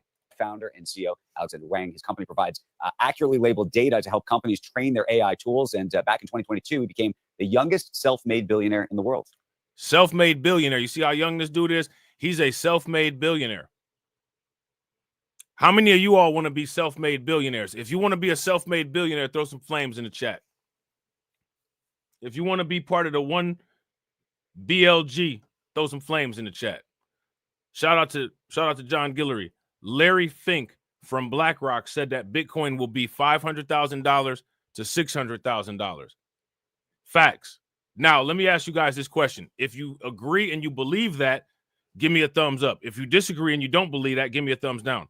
My question is, how can you not believe that when we literally just showed a video where we saw 30-cent Bitcoin?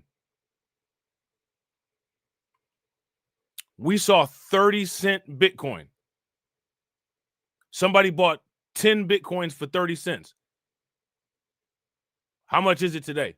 Why would somebody not think that it can go up higher than it went? You know what I'm saying? Pretty amazing. Thanks for having me on. I want to go straight to what we were just talking about off camera, which is the idea of where the U.S. is on AI versus China, because you have some very surprising statistics that I think will probably, frankly, freak out some of the viewers. So, yeah, first of all, all right, you guys ready to be freaked out? I don't care about none of I'm not freaking out about none. The only thing I'm listening to this for is to see where to put my few pennies and turn them into Bitcoins. That's it.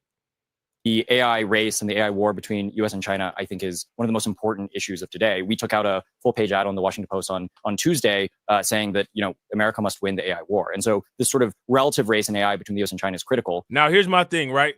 Shout out to us living in America, right? Like James Brown said, living in America, right? Listen, I don't care about none of that. I'm trying to make sure that I got my money with the winner. I don't care about none of that. I'm putting my money with the winner, which means that I'm going to spread my money across both. Because the only side I'm trying to be on is the upside of the price. If you guys would agree, give me a thumbs up. If y'all would disagree, give me a thumbs down. Shout out to my man DSB. Make sure y'all show DSB some love. Throw some flames, some radiation emoji, and some ducks in the chat for DSB, for funding the organization, growing the organization, and standing on business. How do you think that we fund this organization, huh? We're not exactly the marching dimes. I'm standing on business. I'm standing on business. I'm standing on business.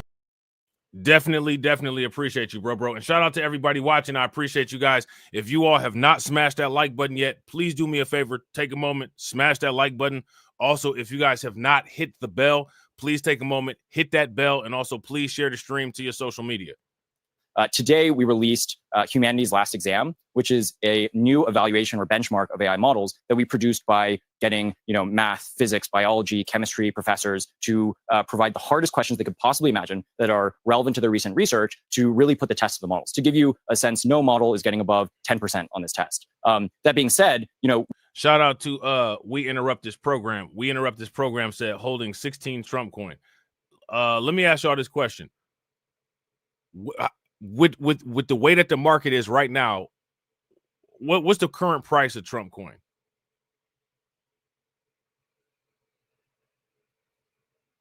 Shout out to Jay. What's good with it, bro? What's the current price?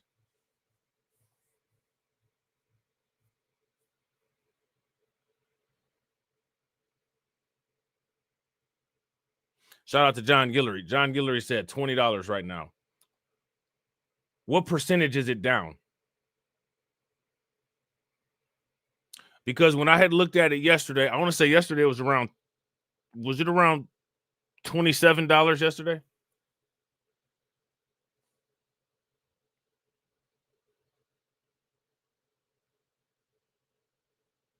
The reason why I'm asking is because I'm trying to figure out right now where it's at right now. Would people say that's a good entry price? Damn, shout out to John. Down 40, it's down $44. Woo! Oh, down 44%. Okay. Now that's I would say that's about double what the majority of the meme coins are down, because most meme coins are down between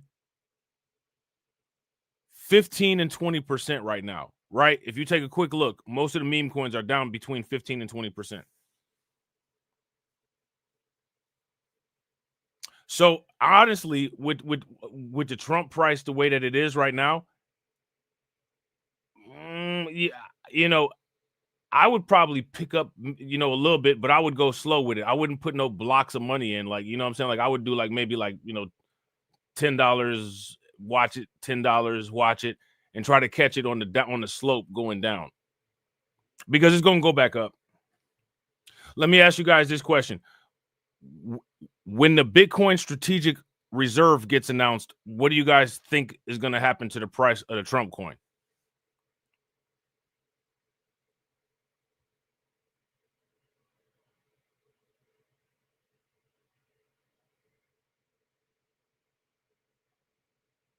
What's going to happen to it?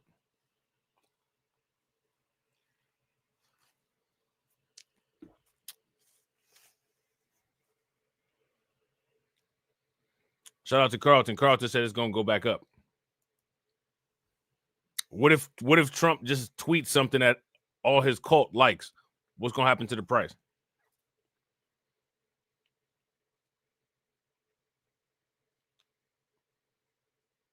So what I would do, I haven't been watching it because, I haven't been watching the Trump coin. I don't have any Trump coin.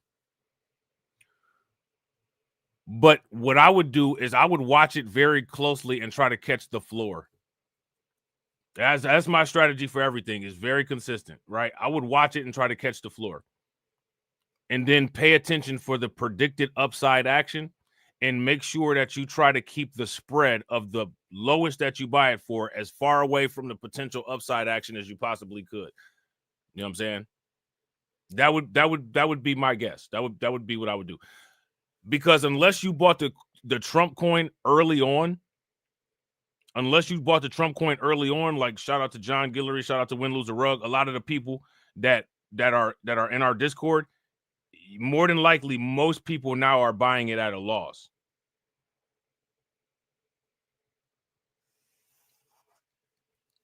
You know what I'm saying? Shout out to Jay. Jay said, "Who's this new ninja?" Last Asian made a fake AI bot, and he was called a genius until exposed. That's what they. That's what they do. Now, but what's interesting about it is they're not calling the people that made DeepSeek geniuses. You know what I'm saying? Yeah, shout out to John C. So the people that got in early, right? You're still not at a loss. You're outside of your loss window.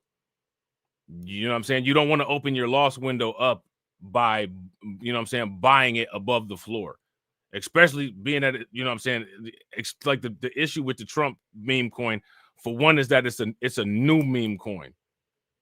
But now here's my thing about the Trump meme coin. You know, if we're gonna say that Dogecoin has a community, right? Like Dogecoin's biggest asset behind it is the fact that it's on the Litecoin network, right? And the fact that it has a huge community behind it that's dedicated to making it have value. If we're gonna say that the community is a value that adds potential to a particular token's price, the Trump community made him president. So if you ask me, it's arguable that the Trump community has more potential than the Dogecoin community because the Trump coin community made him president. I don't know any other cryptocurrency community that can say that they've made a representative of whatever the idea is that their coin is behind president. The closest thing to that is Bitcoin becoming a part of national strategic reserves.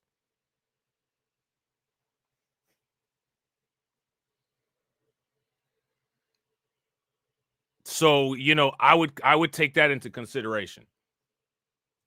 You know what I'm saying? People can say whatever they want about it, but one thing that they can't say is that the Trump coin community didn't get Trump into office. So if the Trump coin community got a president, I would say that that community has the potential to do whatever with the price of Trump coin. You know what I'm saying? And again, this is within less than a year of existence. This is in less than a year of existence. Dogecoin has been around. Dogecoin is an OG meme coin that's been around forever. And it took Dogecoin the amount of time it took Dogecoin to get where it is. You know what I'm saying? Trump coin, like literally instantaneously passed up Pepe and Shiba. And it's still significantly ranked pretty high. You know what I'm saying? So, you know, hey, listen, we're going to see people that have Trump coin derangement syndrome. You know what I'm saying? Which is different than Trump derangement syndrome. This is when people are looking at the factual information on a chart, and simply because they have whatever issue with what the coin represents or who's on the coin, they're just going to say that it's not, you know, it's not factual information. We already deal with a bunch of people that got Bitcoin derangement syndrome. It's mad people that got Bitcoin derangement syndrome. Right. Now, shout out to We Interrupt This Program, right? We Interrupt This Program says it took 7 years for Doge. Now, you guys know I'm probably one of the biggest Dogecoin advocates out there, right? I'm one of the biggest Dogecoin advocates out there. I will be the first person to admit Dogecoin, you know what I'm saying? Like, I mean, you know, Dogecoin is simply just Dogecoin. I mean, if somebody were to ask me what the value of Dogecoin was, the only thing that I could tell you about the value of Dogecoin is that Dogecoin has the most powerful meme coin community behind it that is completely dedicated to increasing the value of it. And Dogecoin has stood the test of time. As far as I'm concerned, Dogecoin is the Bitcoin of meme coins, and I'm going to stand behind that. I don't care that there's an unlimited supply. I don't care that nobody could tell you where you would go and buy, you know, pay for something with a coin with a dog on it. I don't care about none of that. I don't care about none of that. And to put the icing on the cake, Dogecoin has outperformed Bitcoin.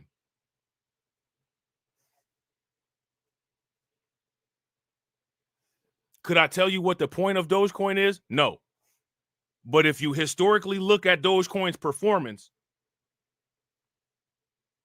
you can't deny the value in Dogecoin. You cannot. If you deny the value in Dogecoin, you got meme coin derangement syndrome. Shout out to We Interrupt This Program. I would say that it's the Bitcoin of meme coins. Here's why I would say it's the Bitcoin of meme coins. For one, it's the first meme coin, right? It's the OG meme coin. Second, it's the most highest priced meme coin. It's had the most return over a time period. It's been the most stable. All of the only qualities of Bitcoin that Dogecoin doesn't have is a finite supply. People are writing and suggesting for Dogecoin ETFs. You know what I'm saying? The only quality that Dogecoin doesn't have that Bitcoin does have is a finite supply. And honestly, right, the fact that Dogecoin has a infinite and unlimited supply, right, is interesting how that works. Because Dogecoin isn't Bitcoin, the fact that Dogecoin expands so rapidly and it has a community that's so dedicated to maintaining its value, that opens up where Dogecoin, for the most part, can have an unlimited market cap. If people keep producing Dogecoins and the Dogecoin community continues to grow, if there's 700 trillion Dogecoins and Dogecoin goes to $1, I mean, look at that. Look at the market cap. You know what I'm saying? And that and we've literally seen that rapid expansion over time. You know what I'm saying? Shout out to Jada Informant. Jada Informant said, meme coin derangement syndrome. My lawyers will be reaching out to you for your assault on my mental health. Your lawyers will probably be reaching out for me for financial advice. You know what I'm saying? They'll probably be reaching out to Van Eck to see what they can do with the Dogecoin ETF. You know what I'm saying? That's what your lawyers will be doing. And then you'll fire your lawyer. You know what I'm saying? Because your lawyer bought some Dogecoin. Shout out to Carlton. Carl just said you could go to Reddit and see the Dogecoin community going ham. It's millions of listen, bro. Somebody tell me a negative about Dogecoin.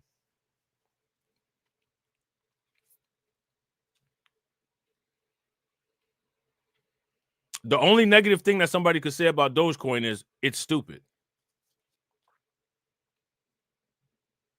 Okay, once we get past it's stupid, how has Dogecoin lost anybody money? How is Dogecoin not solid? You guys the same thing about Pepe.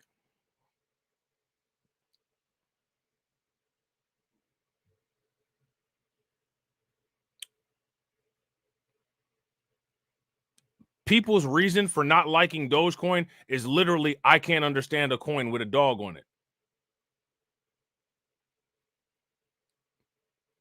But remember, it's cryptocurrency, and cryptocurrency is nothing, which means that there's no actual physical coin and there's no actual dog on any coin. So I'll just use the ridiculous arguments that people use for cryptocurrency and give them back to them, you know what I'm saying, about cryptocurrency. If there's no actual coin, then there's no actual dog on the coin. So how is that an issue for you, right? And then what will somebody say to that? You want to know what somebody else? I'll show you what they'll say. Look, watch this. This what they'll say to that.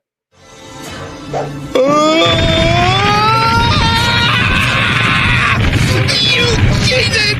I'm going to tell on you! And you know what I'll say? It don't matter if I cheated or not.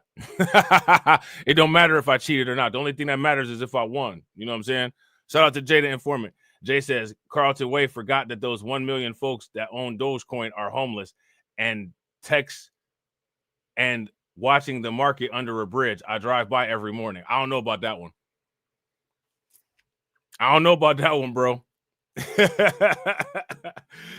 Shout out to Jay. Let me get Jay his drop. Make sure y'all show Jay some love. Throw some flames, some radiation emojis, some ducks in the chat for my man Jay for funding the organization and for growing the organization. Definitely appreciate you, bro. How do you think that we fund this organization, huh? We're not exactly the March of Dimes. Cash rules everything around me. Green, get the money. Dollar bill, yo.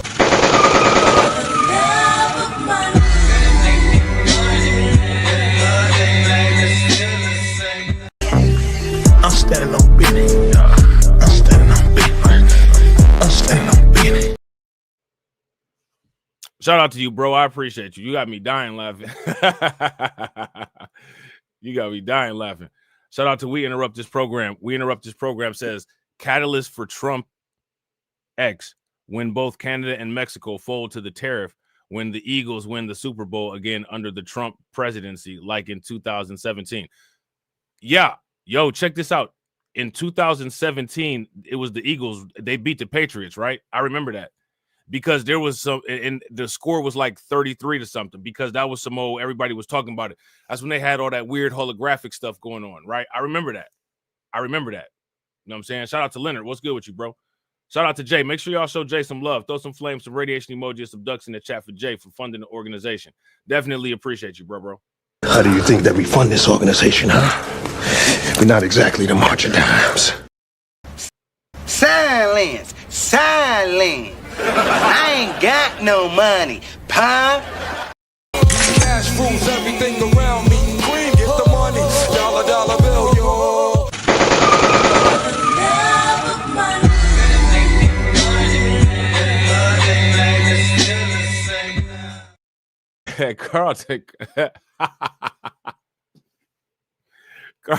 Carlton crazy, man. Carlton got a tent folded up on a backpack that he walking around with because he done sold everything. Carlton walking around with low blood pressure with his house rolled up, you know what I'm saying, on his back in a backpack, you know what I'm saying, because he done sold everything with a big wad of cash, talking about, you know what I'm saying, where can I buy some crypto at? Oh, man. Shout out to Jay. Yo, listen, man, today is the day. Today is the day. You know what I'm saying? I can't guarantee you anything that happened outside of the day, but yo, today is the day. Today is the day. You know what I'm saying? If you're gonna make any moves, today is listen, it's funny how they talk about the market volatility, right? How many people would agree mathematically buying cryptocurrency on catastrophic crash days is the best way to mitigate any type of risk? Because if you buy closest to zero, the effects of a crash are minimized because it's not going to go to negative amounts. So it's only going to go to zero, right? So if you buy at a number closest to zero, which is the floor, you've mathematically decreased your risk. Shout out to We Interrupt This Program. We Interrupt This Program says, Blacklight, can you explain the poor people who are scared of banking and crypto? No, you know what I'm saying? I wish I could. I don't understand that type of mentality. So, you know, because I don't understand it, I can't explain it. We would actually have to get one of those type of people to come and explain it to us. You know what I'm saying? But I can't understand it. I don't understand why anybody wouldn't invest in crypto. You know what I'm saying? But again, full disclosure, I'm biased. I'm biased towards crypto. You know what I'm saying? But, you know, me personally, I can't understand why. To me, it's completely beyond reason and logic to not invest in crypto. I don't understand why anybody wouldn't. What we found is that DeepSeek, which is the leading Chinese AI lab, their model is actually the top performing, or roughly on par with the best American models, which are O1 from. Okay, so I think we have been all under the impression that the U.S. was way ahead of China. Now, the reason why most people are under this impression of the U.S. being way ahead of China is because of biased media propaganda. So why they're saying here, oh, well, we were under the impression, you helped to create that impression. Now, you know, we got to do it, right? We got to do it to them. Have you been scammed? Now, here's my question. If you've been scammed and you're under the belief that U.S. AI models were comparative to China, and China comes out with this cheap DeepSeek thing that blows everything, costing billions of dollars that the United States created, out of the water, have you been scammed? Now, what did that have to do with cryptocurrency? What did that have to do with cryptocurrency? You know what I'm saying? As it relates to AI, in large part because we have access to, you know, NVIDIA GPUs and chips and other things that supposedly the Chinese do not have. I keep hearing from people all week, from Chinese AI executives that they say, we're so close. And by the way, we're doing it with one hand tied behind our back. Our algos are better. We're actually going to figure out how to do this, do it better than the US, and in even a more energy efficient way because we don't need these super powerful chips. Are they happen to be right? There's two things happening. First, it is true. It has been true for a long time that the United States has been ahead, and that's been true for maybe the past decade. That being said, the very recent event on Christmas Day, about a month ago, DeepSeek released a model, which, by the way, I think is symbolic that the Chinese lab releases an earth-shattering model on Christmas Day when the rest of us are sort of celebrating the holiday. Now, do you guys remember when we talked about DeepSeek? Shout out to my man Alonzo. What's good with you, bro? Do you guys remember us talking about DeepSeek back in December when they first discussed it?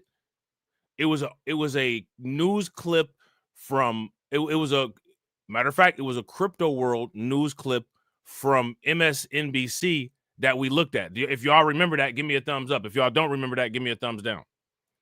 And they released it to much fanfare, and then they followed up with their reasoning model, DeepSeek R1, which is the one that we evaluated as top of the leaderboard. The reality is yes and no. So the Chinese labs they have more H100s than people think. And these are the highest powered NVIDIA chips that they were not supposed to have. Yes. My understanding is that DeepSeek has about 50. So now again, we got to ask this question, right? We have to ask this question, and we have to get an answer to it. We got to get an accurate answer.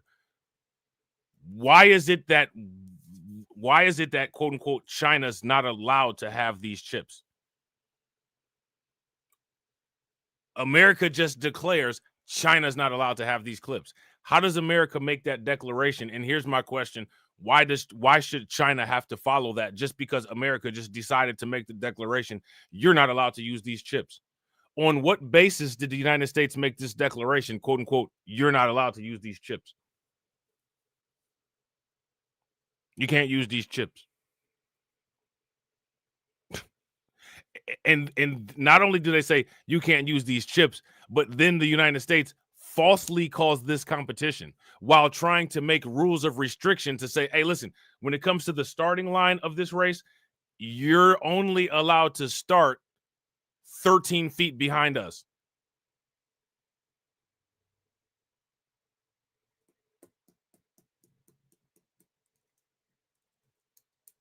What do you guys think about that?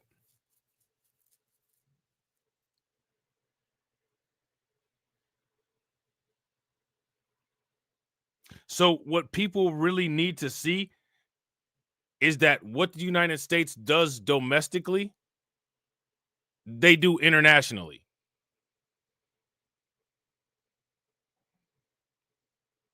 If you guys would agree, give me a thumbs up. If you guys would disagree, give me a thumbs down. 1,000 H100s, which they can't talk about, obviously, because it is against the export controls that the United States has put in place. And I think it is true that, I think they have more chips than other people expect, but also on a go-forward basis, they are going to be limited by the chip controls and the export controls that we have in place. How do you, you work with everybody, so I don't know if it's fair or unfair, but how do you stack rank these large language models and who ultimately is going to be a winner? Or are they all so close and it gets commoditized? The interesting thing that we see right now, so we actually specialize in this. We've produced our SEAL evaluations, our safety evaluations and alignment labs, evaluations which measure across many different dimensions. And we measure across math capabilities, coding capabilities, multilingual capabilities, and reasoning capabilities, and many different dimensions, including tool use and agent capabilities. And what we see is different models are better at different things. So it's hard to put a clear stack ranking among all the models. For example, the OpenAI models are extremely good at reasoning, but the Anthropic models might be really good at code. And sort of there's a diversity of capabilities of the models. That being said, I think what we're seeing in general is the space is becoming more competitive, not less competitive. I keep hearing from business leaders here that they're all playing around with. So now we gotta test the understanding of the business relationship and the business dynamic. So if a particular space becomes more competitive, here's my question for you guys. How do you come out the winner of that space, right? If you're a business in that particular space, and how do you come out a winner as a customer if you're a customer of that particular space? If there's lots of competition on a particular product, what does that do to the price of that product? What does that do to the price of that product? OpenAI, or they're playing around with Claude, which is the Anthropic model, or they're playing around with Gemini, et cetera. And then they're going and using Llama. They're going to find some open source version to try to get close to what they could approximate these other guys doing because of just the different price points of these things. Do you think that's the future of this? I think like in an Lennox world. There's definitely a dimension. It comes down to ultimately the level of capabilities and intelligence that are required for your use case. I think ultimately what we're going to see is, what we do with all the leading labs, including OpenAI and Google DeepMind and Meta and many others, is continue to push the frontier and push the boundaries. And so how do we leverage data, given that, as an industry, we've sort of run out of publicly available data? How do we generate new data to keep pushing the frontiers? Nobody knows what that does to the price?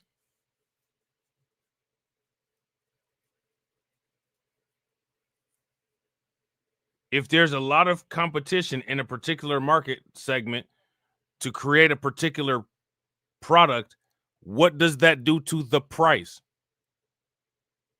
Shout out to my man Carlton. Carlton said the customer is looking for a great price without any compromise of quality from the product. Facts. Now, if there's a lot of competitors, right, competing in that market, what does that do to the price? Sherry says it will bring the price up. If you guys agree with Sherry, give me a thumbs up. If you guys disagree with Sherry, give me a thumbs down. And our belief is that, advanced capabilities are going to enable incredible use cases where you're going to be willing to pay for those increased capabilities. But for the more simplistic use cases, those will probably go more towards open source or more basic models. We've been talking all morning about Stargate and the debate happening on Twitter between Sam Altman and Elon Musk about whether they really have $100 billion or $500 billion. Satya Nadella was sitting in your chair just yesterday saying he's got $80 billion. His money's real. He took to Twitter. What do you make of all of this? You know all these players. Now, do you guys look at these crazy value chains? You guys see these amounts of money like just thrown around? I have this $500 billion, all these billions of dollars.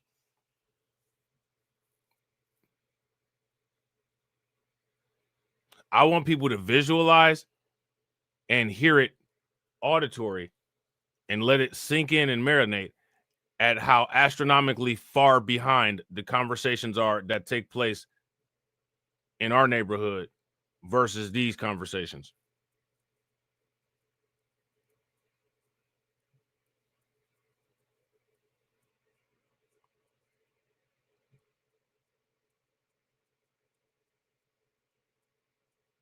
And I want people to be just as irritated as I am and make that irritation drive you to accelerate and get these conversations to where they need to be so that people can be competitive with this kind of stuff.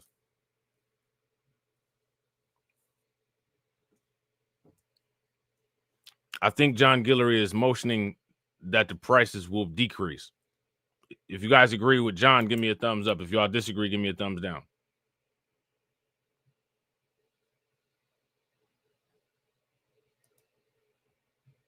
Shout out to Sherry and John for, being brave and and putting their answer up on the board. You know what I'm saying? So much is on Twitter anyway. So I'm not sure. X, we should say. Or yes. X. But I think one thing that is very real, regardless of sort of Stargate specifically as a program, is that the United States is going to need a huge amount of computational capacity, a huge amount of infrastructure. So this was actually we wrote a letter to the Trump administration on recommendations on how to ensure that the U.S. stays ahead. And one of them was really around infrastructure. We need to unleash U.S. energy to enable this AI boom. And that's clearly what we're seeing right now, which is, in addition to the Stargate program, many of the major AI companies and major clouds are going to be looking to produce, to build. Right. So now, you guys got a lot of questions you got to catch up on. You know what I'm saying? You got to start moving fast like AI, right? So I want you guys to see what they're saying. This is a letter to President Trump. We are in a new kind of technological arms race. The Chinese government is investing in AI at an unprecedented pace. In 2023, Chinese AI models were more than a year behind, but this is no longer the case. In the past month alone, we have seen very powerful advances in China's AI capabilities relative to our government. If the United States remains in our current trajectory, we risk falling and staying behind.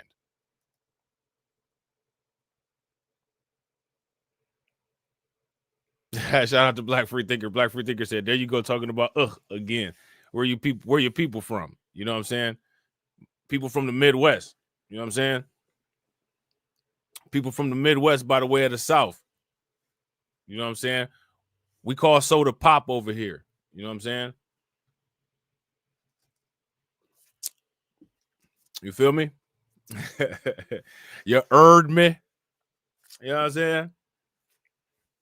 Now, if there's now this is what's called market saturation. All right, going back, right? Going back to the question of if there is a lot of competition in a particular segment to produce a particular product. If there's a lot of producers, that automatically increases the supply, right? Shout out to Sherry. That'll bring the price down. Facts. If you guys agree with Sherry, there's a lot of competition. What does a lot of competition do to the price? It brings it down. It brings it down. So what people are going to start seeing in the future, these things are going to be expensive at first, but as the technology starts to improve and starts to build upon itself, the prices are going to start to fall. Once the prices start to fall, that's when some of the other companies are going to end up either getting absorbed by the big companies or they're going to get flushed out of the market. And the reason why is because they're not going to be profitable in product production. They're going to have to be profitable in other ways, like finding creative price models to be able to increase their per unit revenue price. Okay? So there's that, right? That's item number one. Item number two, right? Item number two is addressing this. We are in a new kind of technological arms race. The Chinese government is investing in an AI at unprecedented rates. Now, if China is investing in this AI at an unprecedented rate, we know that the United States is going to invest in AI at an unprecedented rate. The same way we know that when the United States announces their strategic Bitcoin reserve, everybody else is going to start buying up Bitcoin. If you guys would agree with that premise, give me a thumbs up. If you guys would disagree with that premise, then give me a thumbs down. So, knowing that the United States will probably more than likely reactively put a huge investment into AI innovation and AI infrastructure, if we break down all of the things necessary to be competitive into AI, what are all of those things? Data centers, chips, software, hardware, graphic cards, GPU.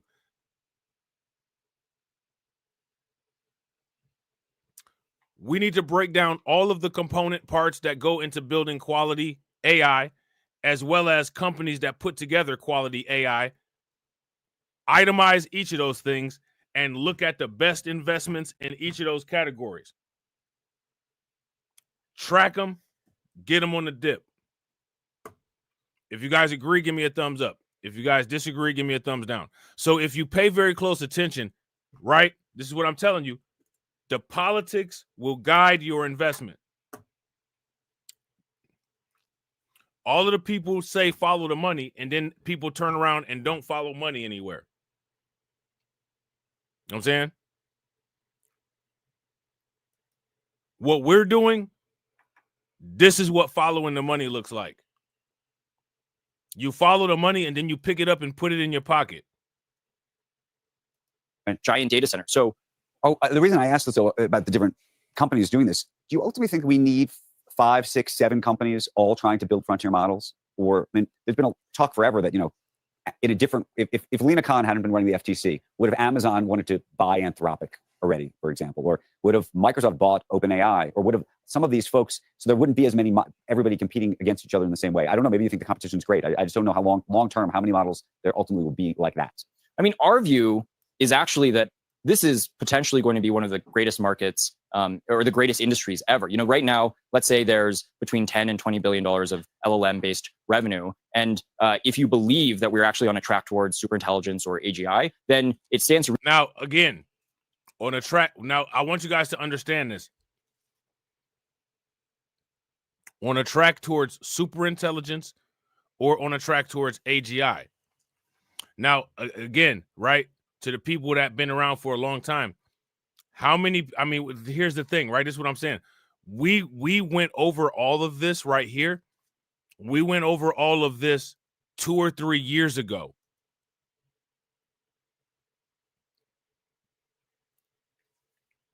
All of the videos are still up. And when BLR1 comes back up in about a month, those videos will be available on BLR1. But you can also watch a lot of those videos on Rumble if you're on Rumble too. You can watch them on Kick too if you're on Kick. Right? But we talked about all of this stuff years ago.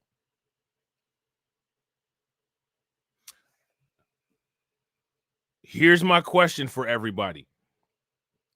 What does artificial general intelligence mean? What is artificial superintelligence?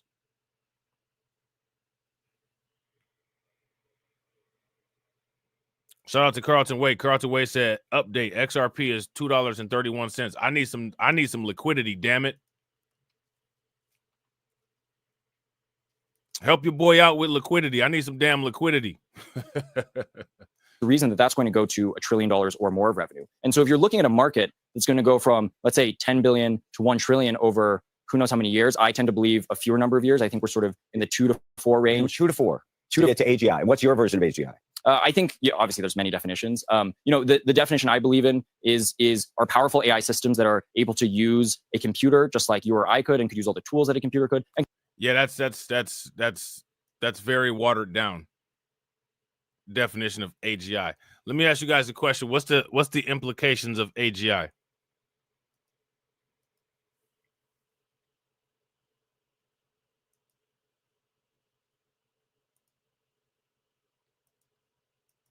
What are the implications of AGI? How many people remember those videos that we did about artificial general intelligence? See, now I want you guys to understand where we're going right here, right? Now, where we're going now, this right here, this is paramount, right? We are now in the era where we can say there's a trajectory that the human culture, the global culture, the earth culture is now moving in the direction of attempting to become a type 1 Kardashev civilization.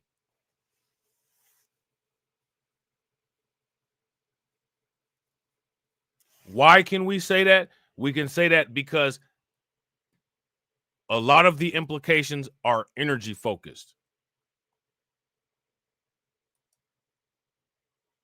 Now, I want to ask you guys this question. We've talked about this before, right? Everybody should know this, right? What is a type 1 Kardashev civilization?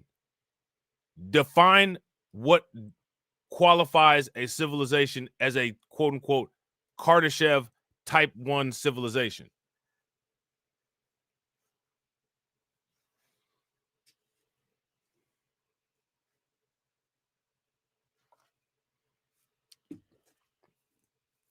This is where we're headed. This direction of science and technological innovation is going to take us down the Kardashev rabbit hole.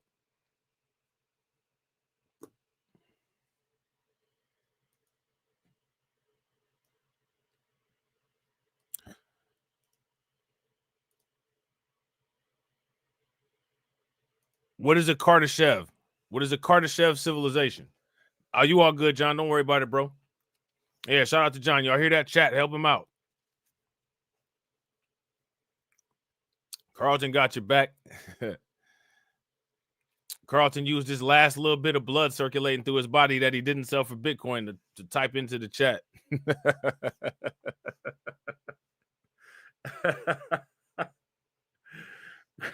Carlton used his last little bit of blood that he had in his circulation. You know what I'm saying? To type it in the chat for you, John. You know what I'm saying?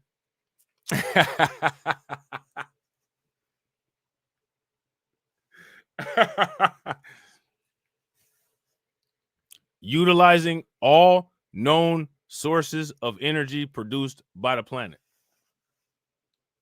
Facts.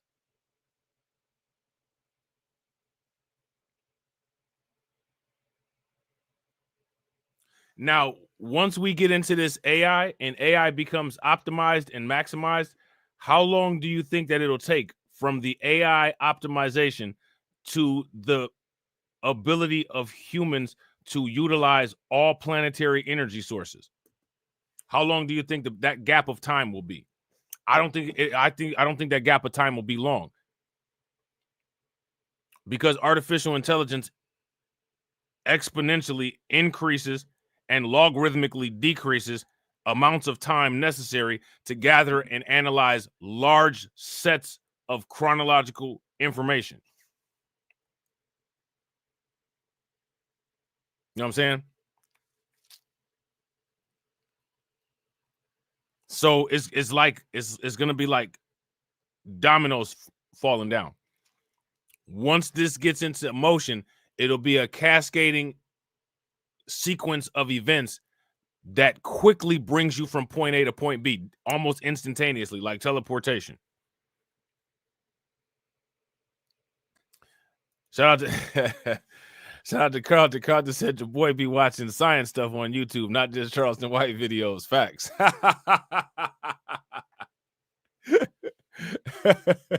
Facts. You know what I'm saying? So DeepSeek resets the board. What did DeepSeek reset the board on? DeepSeek reset the board on the consensus of the idea that America could possibly be superior in AI. It really put a big dent in people's confidence in American tech companies. All right. Davos consensus last week was that the U.S. had a giant lead in the AI race, with the only real question being if there would be enough general contractors to build all of the needed data centers. All right. And again, this is just what America wanted everybody to think. It is not necessarily true, right? Not necessarily true. And then what ended up happening is, you know, for the most part, China busted them out like, this ain't really what it is. Here's the actual situation. All right. Shout out to my man DSB. I appreciate you, bro. Make sure y'all show DSB some love. Throw some flames, some radiation emojis, some ducks in the chat for DSB for funding the organization and growing the organization. Definitely appreciate you, bro. How do you think that we fund this organization, huh? We're not exactly the marching dimes. I'm standing on business. I'm standing on business. I'm standing on business. Definitely appreciate you, bro. And shout out to DSB. We got to hit DSB with again. Make sure y'all throw some flames, some radiation emojis, some ducks in the chat for DSB for funding and growing the organization again. Again! How do you think that we fund this organization, huh? We're not exactly the marching dimes. I'm standing on business. I'm standing on business. I'm standing on business. Definitely appreciate you, bro. And shout out to everybody watching. I appreciate you guys. If you all have not, please take a moment, smash that like button. Also, if you guys haven't hit the bell, please take a moment, hit that bell, and also please share the stream to your social media. All right. So now here it says China's DeepSeek appears to have built AI models that rival OpenAI while allegedly using much less money, chips, and energy. And, you know, if they've paid attention to these chip restrictions that the United States put on them for whatever reason, they also used lower quality chips, which means that they made the chips somehow more efficient, right? It's an open source project hatched by a hedge fund, which at least for now seems aimed at developers instead of at at enterprises and consumers. But that product focus could expand, particularly given that DeepSeek yesterday topped Apple's App Store. So now how does the United States deal with that? Oh, you know, we'll make it where it's illegal to get. You know what I'm saying? That's how the United States deal with it. We'll just make it where that's illegal to use. That's how we handle competition over here, right? This could be an extinction level event. See that? This could be an extinction level event for venture capital firms that went all in on foundational model companies, particularly if those companies haven't yet productized with wide distribution. I don't know. I've never heard of the word productized, but okay. The quantums of capital are just so much more than anything venture capital has ever before dispersed based on what might be a suddenly stale thesis. If nanotech and Web3 were venture industry grenades, this could be a nuclear bomb. Investors spoke over the weekend and aren't panicking, but they're clearly concerned. I would disagree. The market says otherwise. Are you serious? How many people would agree this is misinformation? If you guys would agree, give me a thumbs up. If you guys would disagree, give me a thumbs down. You know how these companies do a community review? The X and YouTube does a community review. We're going to do our own community review because theirs aren't reliable.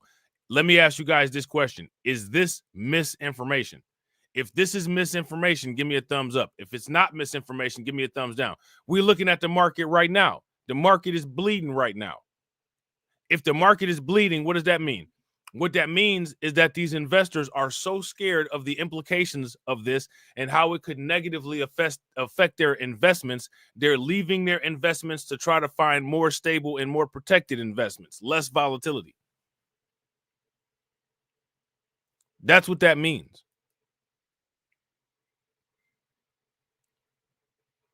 Particularly that they could be taken so off guard. Don't be surprised if some deals in the process get paused. There's still a ton we don't know about DeepSeek, including if they really spent as little money as it claims. And obviously, there could be national security impediments for U.S. companies or consumers, given what we've seen with TikTok. All right. So they got a couple more things about DeepSeek. Stunning breakthrough from China's DeepSeek AI alarms U.S. rivals. And as a result, what the United States got to do? United States got to put restrictions on them because of lack of competition, right? Breakthroughs from Chinese AI startup DeepSeek have stunned Silicon Valley and could bring turbulence to Wall Street, which we are seeing. We're seeing this, right? Open up your investment app that you use, whatever it might be, whatever market that you're in, and look at it.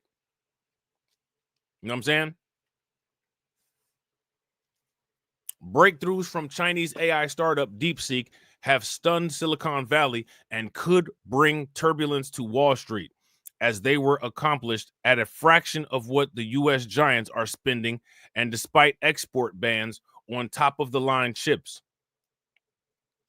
China's rapid advances suggest America's strategy of withholding technology from China might just be speeding up the evolution of its rivals' AI know-how.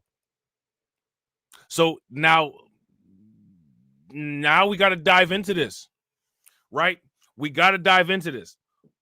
Why is free market, free capitalism, free speech, freedom, America withholding technology from China? Why is that happening? What we know about DeepSeek.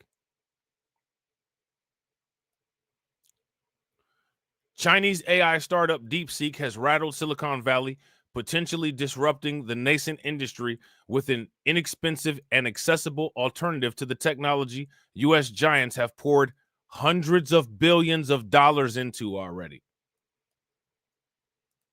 Okay? U.S. giants have poured hundreds of billions of dollars into this and are failing to be competitive with China. NVIDIA stock closed almost 17% lower on Monday. Now, shout out to y'all. How many people bought the NVIDIA dip?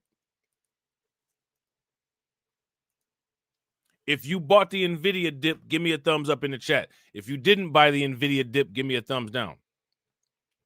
Wiping out more than $600 billion in market capitalizations as investors worldwide grapple with the prospect that the market-sustaining AI spending boom might have been overdone. So this is how DeepSeek is disrupting things. DeepSeek erodes AI industry's quote-unquote size is everything faith. All right, and again, you know, these are, if you ask me, that's not a wise assumption to begin with, but for whatever reason, you know, people held tight to it. Now they're feeling the consequence of holding tight to that nonsensical idea, right? The first big casualty of the stock market's DeepSeek scare aside from a few $100 billion in frothy NVIDIA valuation, is the AI industry's religion of scale. Ever since the advent of ChatGPT 2 years ago, U.S. tech firms led by OpenAI have shared the belief that AI will keep improving as long as we keep throwing more chips, money, power, and data at it. Now, here's my question. Why would you think that? If you understand how machine learning works, if you understand how artificial intelligence works, why would you think that? That's a lazy way to think of it.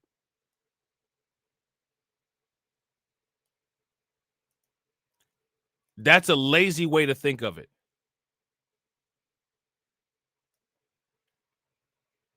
Okay? If you guys would agree, that's a lazy way to think of it. Give me a thumbs up. If you guys disagree and you don't think that that's a lazy way to think of it, then give me a thumbs down.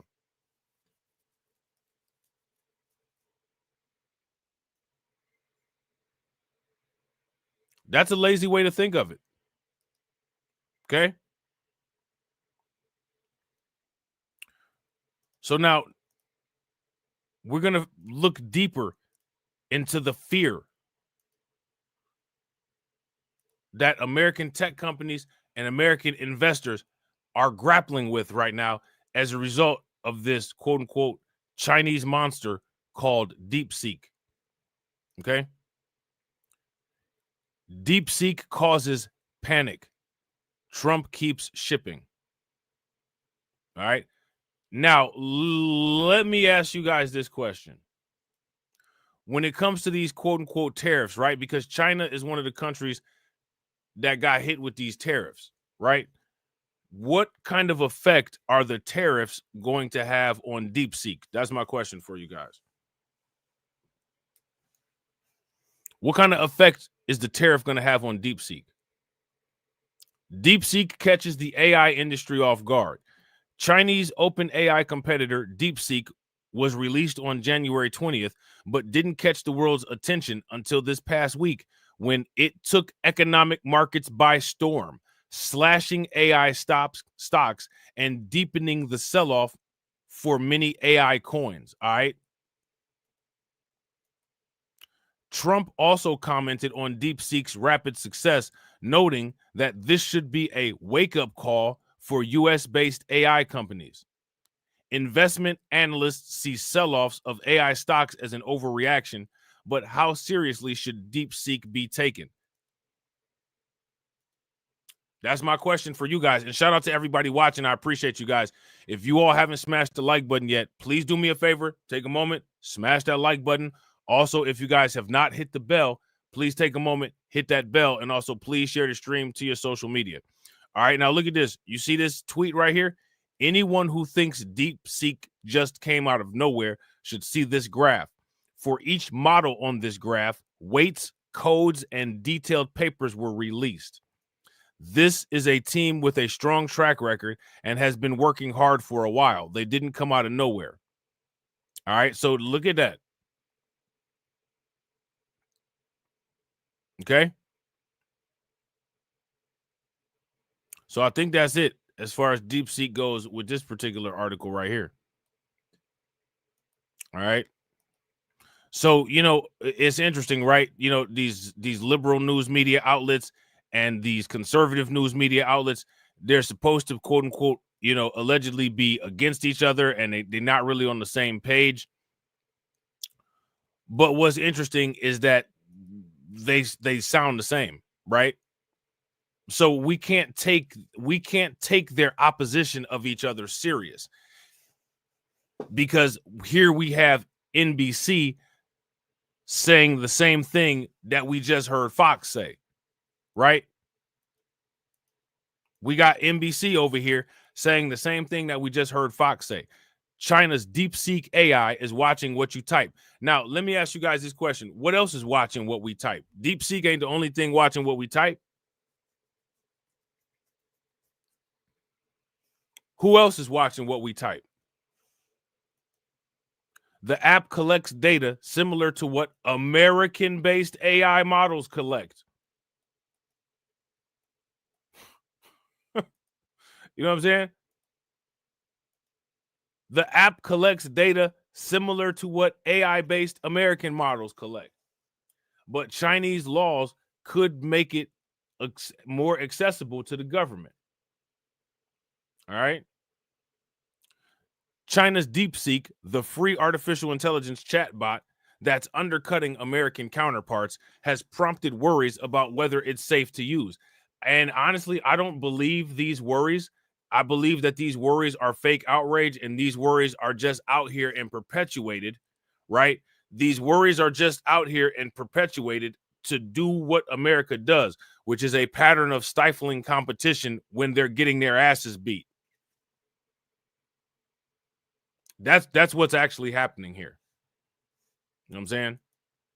While cybersecurity researchers say the app does not immediately appear to be uniquely dangerous, it still carries substantial privacy risks, both as an app that follows China's laws and as an artificial intelligence product that may collect and rearrange everything people tell it. All large language models, or LLMs, the type of AI-driven advanced chatbot made famous by OpenAI's ChatGPT, are built by amassing massive amounts of data and work in part by collecting what people type into them. DeepSeek, though more efficient than ChatGPT, is no different. Under Chinese law, all companies must cooperate with and assist with Chinese intelligence efforts, potentially exposing data held by Chinese companies to Chinese government surveillance. Now, let me ask you guys this question. Does the U.S. operate like this as well?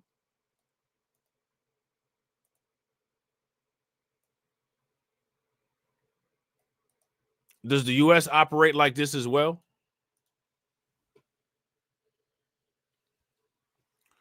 If the U.S. operates like this, then give me a thumbs up. If the U.S. don't operate like this, then give me a thumbs down. That system differs from the U.S. Okay, where, look at this, in most cases, not, you know what I'm saying? American agencies usually need a court order or warrant to access information held by American tech companies, right? Or they can kind of just stop giving them funding and kind of force them to do it voluntarily, right? It's possible to use DeepSeek and minimize how much data you send to China. Using the app or chatbot through deepseek.com requires users to register an account, whether with an email address or through a Chinese phone number, which most people outside of China don't have. Lucas Oljink, an independent consultant and researcher at King's College London Institute for AI, told NBC News that means people should be wary of sharing sensitive or personal data with DeepSeek. Be careful about inputting sensitive personal data, financial details, trade secrets, or information about healthcare. Anything you type could be stored, analyzed, or requested by authorities under China's data laws, Oljink said. All right, now, if you ask me, it's just good practice not to just go typing your personal information into stuff anyway. I mean, if you ask me, that's kind of just common sense. But again, remember, common sense is a false concept that doesn't truly exist. What actually truly exists is common ignorance and common stupidity, and intelligence is rare. So actually how it should be stated is rare sense and common stupidity, right? So, you know what I'm saying? We have to correct these things. Ron Diebert, the director of the University of Toronto's Citizen Lab, said that means DeepSeek users should be particularly cautious if they have reason to fear Chinese authorities. Now, let me ask you guys this question. How many of you have a reason to fear Chinese authorities? If you anybody out here got anybody got a warrant in China? Who got a search warrant out in China? Carlton said last time he ordered some shrimp fried rice, they tried to slap the cuffs out on him and he had to run out of the restaurant. You know what I'm saying? Thank goodness his blood had replenished by then.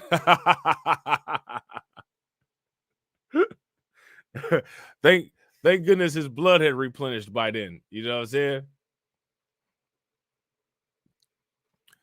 So is there anybody here who has an outstanding warrant or any type of beef with China? If you got an outstanding warrant in China Or if you got a beef with China, give me a thumbs up. If you don't, then give me a thumbs down.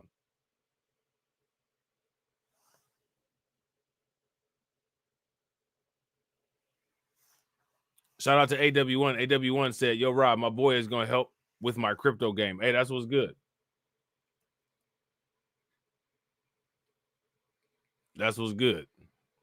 So now here it says users who are high risk in relation to mainland China, including human rights activists, members of targeted diaspora populations, and journalists should be particularly sensitive to these risks and avoid inputting anything into the system, Diebert said. One way to reduce what you send to China is to register DeepSeek with a new email account, not one you already use for another important service. That could keep the app or potentially the Chinese intelligence services from being able to easily match what you tell DeepSeek with who you are on other parts of the internet. For the more technologically savvy, it's possible to download the DeepSeek AI model and ask it questions directly without having to go through the Chinese company processing those requests. That not only prevents China from seeing whatever information you give the model, but it also means little or no censorship about topics that are being blocked in Beijing, Oznek said. Now, you know, again, right, this topic blocking question, right, this idea of topic blocking, that's not mutually exclusive to China, right? I mean, that's something that's done here in the United States as well.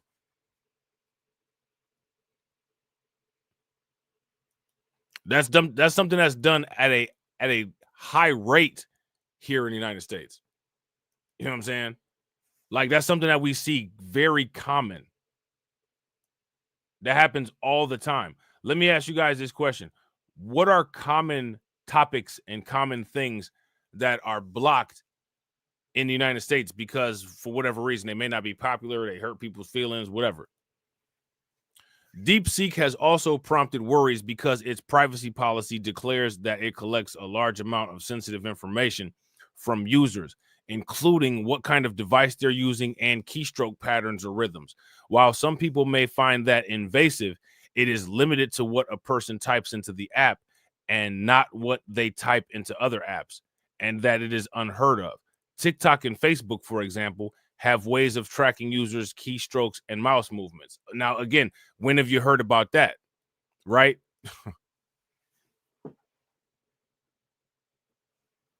When have you heard about that?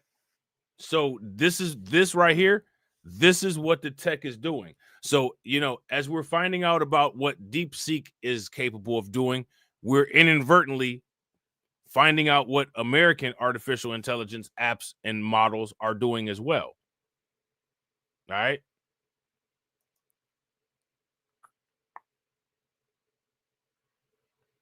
Diebert cautioned that while there are risks to giving information to a Chinese LLM, American ones, and look at that, American ones carry risks as well. What kind of risks do the American ones carry? The same risks apply to all AI platforms, including those based in the United States, Diebert said. Now, how come we didn't get a long, elaborate conversation about the risks that go into using an American AI platform? Why didn't we get that? Why didn't we get that information?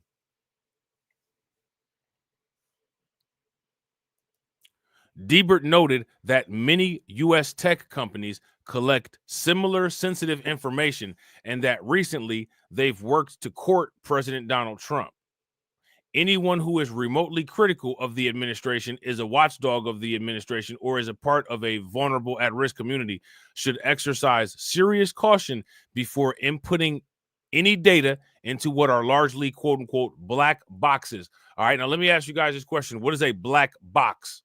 Remember, as with virtually all social media platforms, user data is part of the raw material used to train those systems, he said. Now, again, my question for everybody is, how many people knew that?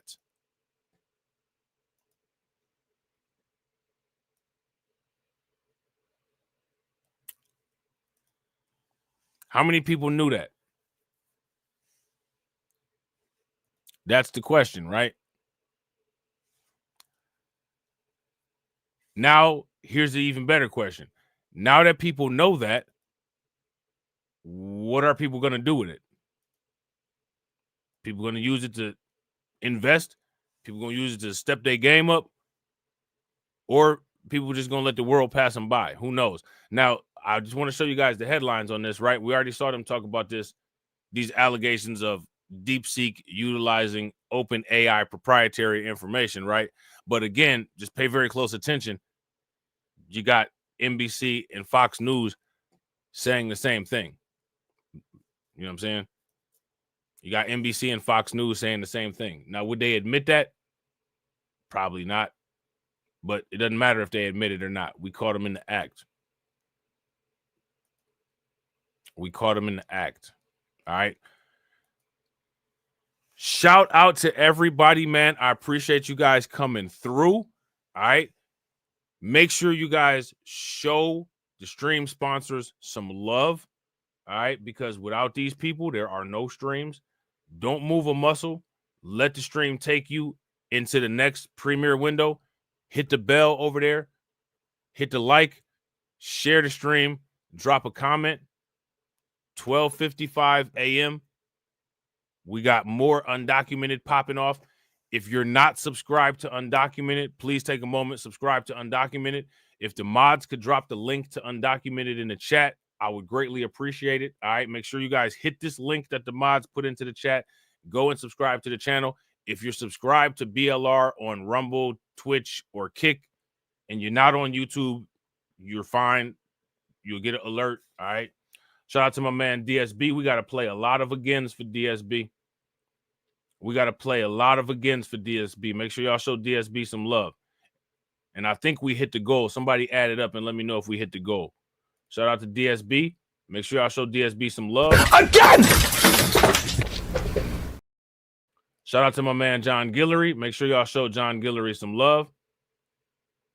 Shout out to my man John Guillory. Got to hit him with the again. Again!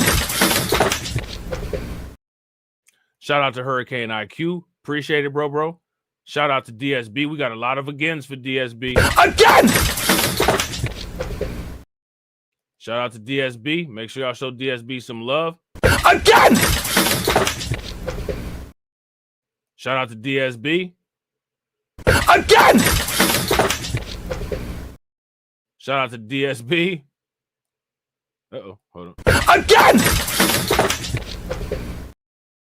Shout out to DSB. Again! Shout out to DSB. Again! Shout out to DSB. Again! Shout out to my man Jada Informant. Make sure y'all show my man Jada Informant some love. Gotta hit Jada Informant with the again. Again! Shout out to my man DSB. Again! And shout out to my man DSB again. Again! Definitely appreciate y'all, ladies and gentlemen. Shout out to my man DC Precise. What's good with it, bro? Got a surprise for y'all, man. I hope y'all like it. All right. And as always, ladies and gentlemen. Yeah.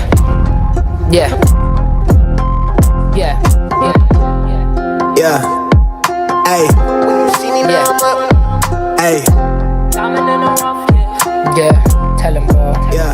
I'm staring in the mirror at the only one I trust. Been down on my luck, so when you see me now I'm up. I'm fresh up out that mud, I'm a diamond in the rough. So when you see me shining now, I know it's anything but luck. I'm looking in the mirror at the only one I fuck with. I've been held me down, so when you see me now I'm up. I'm fresh up out that mud, I'm a diamond in the rough. So when you see me shining now, I know it's anything but luck. It's anything but diamond in the rough, yeah, we had it tough, yeah, we had the pressure and the pressure done its stuff. Oh, I'm not flexing when I'm brushing off the dust, no. All this pain and the tears made my shoulders rust. In this life, gotta do what you must, build your value up, gotta earn trust, avoid fuss. Maybe you don't know the facts, you don't know enough. You can judge me what you want, cause every day I send love. Every day I do me, makes me wanna see you, makes me wanna see more, makes me wanna see through. Maybe we become one, maybe this is the thing. There's an energy of favor to the things that you bring to the table. Any way you're able. Real work turns into gold when you're stable. Now life feels sweet like syrup, like maple. Wouldn't change a thing about my past to stay grateful. I'm staring in the mirror at the only one I trust. Been down on my luck, so when you see me now I'm up. I'm fresh up out that mud, I'm a diamond in the rough. So when you see me shining now, know it's anything but luck. I'm looking in the mirror at the only one I fuck with. I've been held me down, so when you see me now I'm up. I'm fresh up out that mud, I'm a diamond in the rough. So when you see me shining now, know it's anything but luck.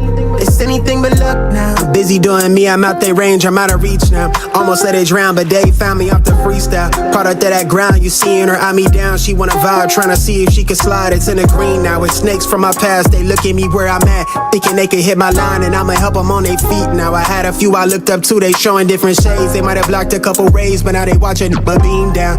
I struggle to open doors to places that come to life if I step inside. I learned to cut the keys down. Got it locked, this demon stirring the pot with pretty faces and plots that try to knock me off my feet now. No new friends, I had so many hit my line for the freebie, but if you see me out, you gotta pay the fee now. All these things you never cared to see me for is what I let the world see now. I'm staring in the mirror at the only one I trust. Been down on my luck, so when you see me now I'm up. I'm fresh up out that mud, I'm a diamond in the rough. So when you see me shining now, know it's anything but luck. I'm looking in the mirror at the only one I fuck with. I've been held me down, so when you see me now I'm up. I'm fresh up out that mud, I'm a diamond in the rough. So when you see me shining now, know it's anything but luck. It's anything but luck now.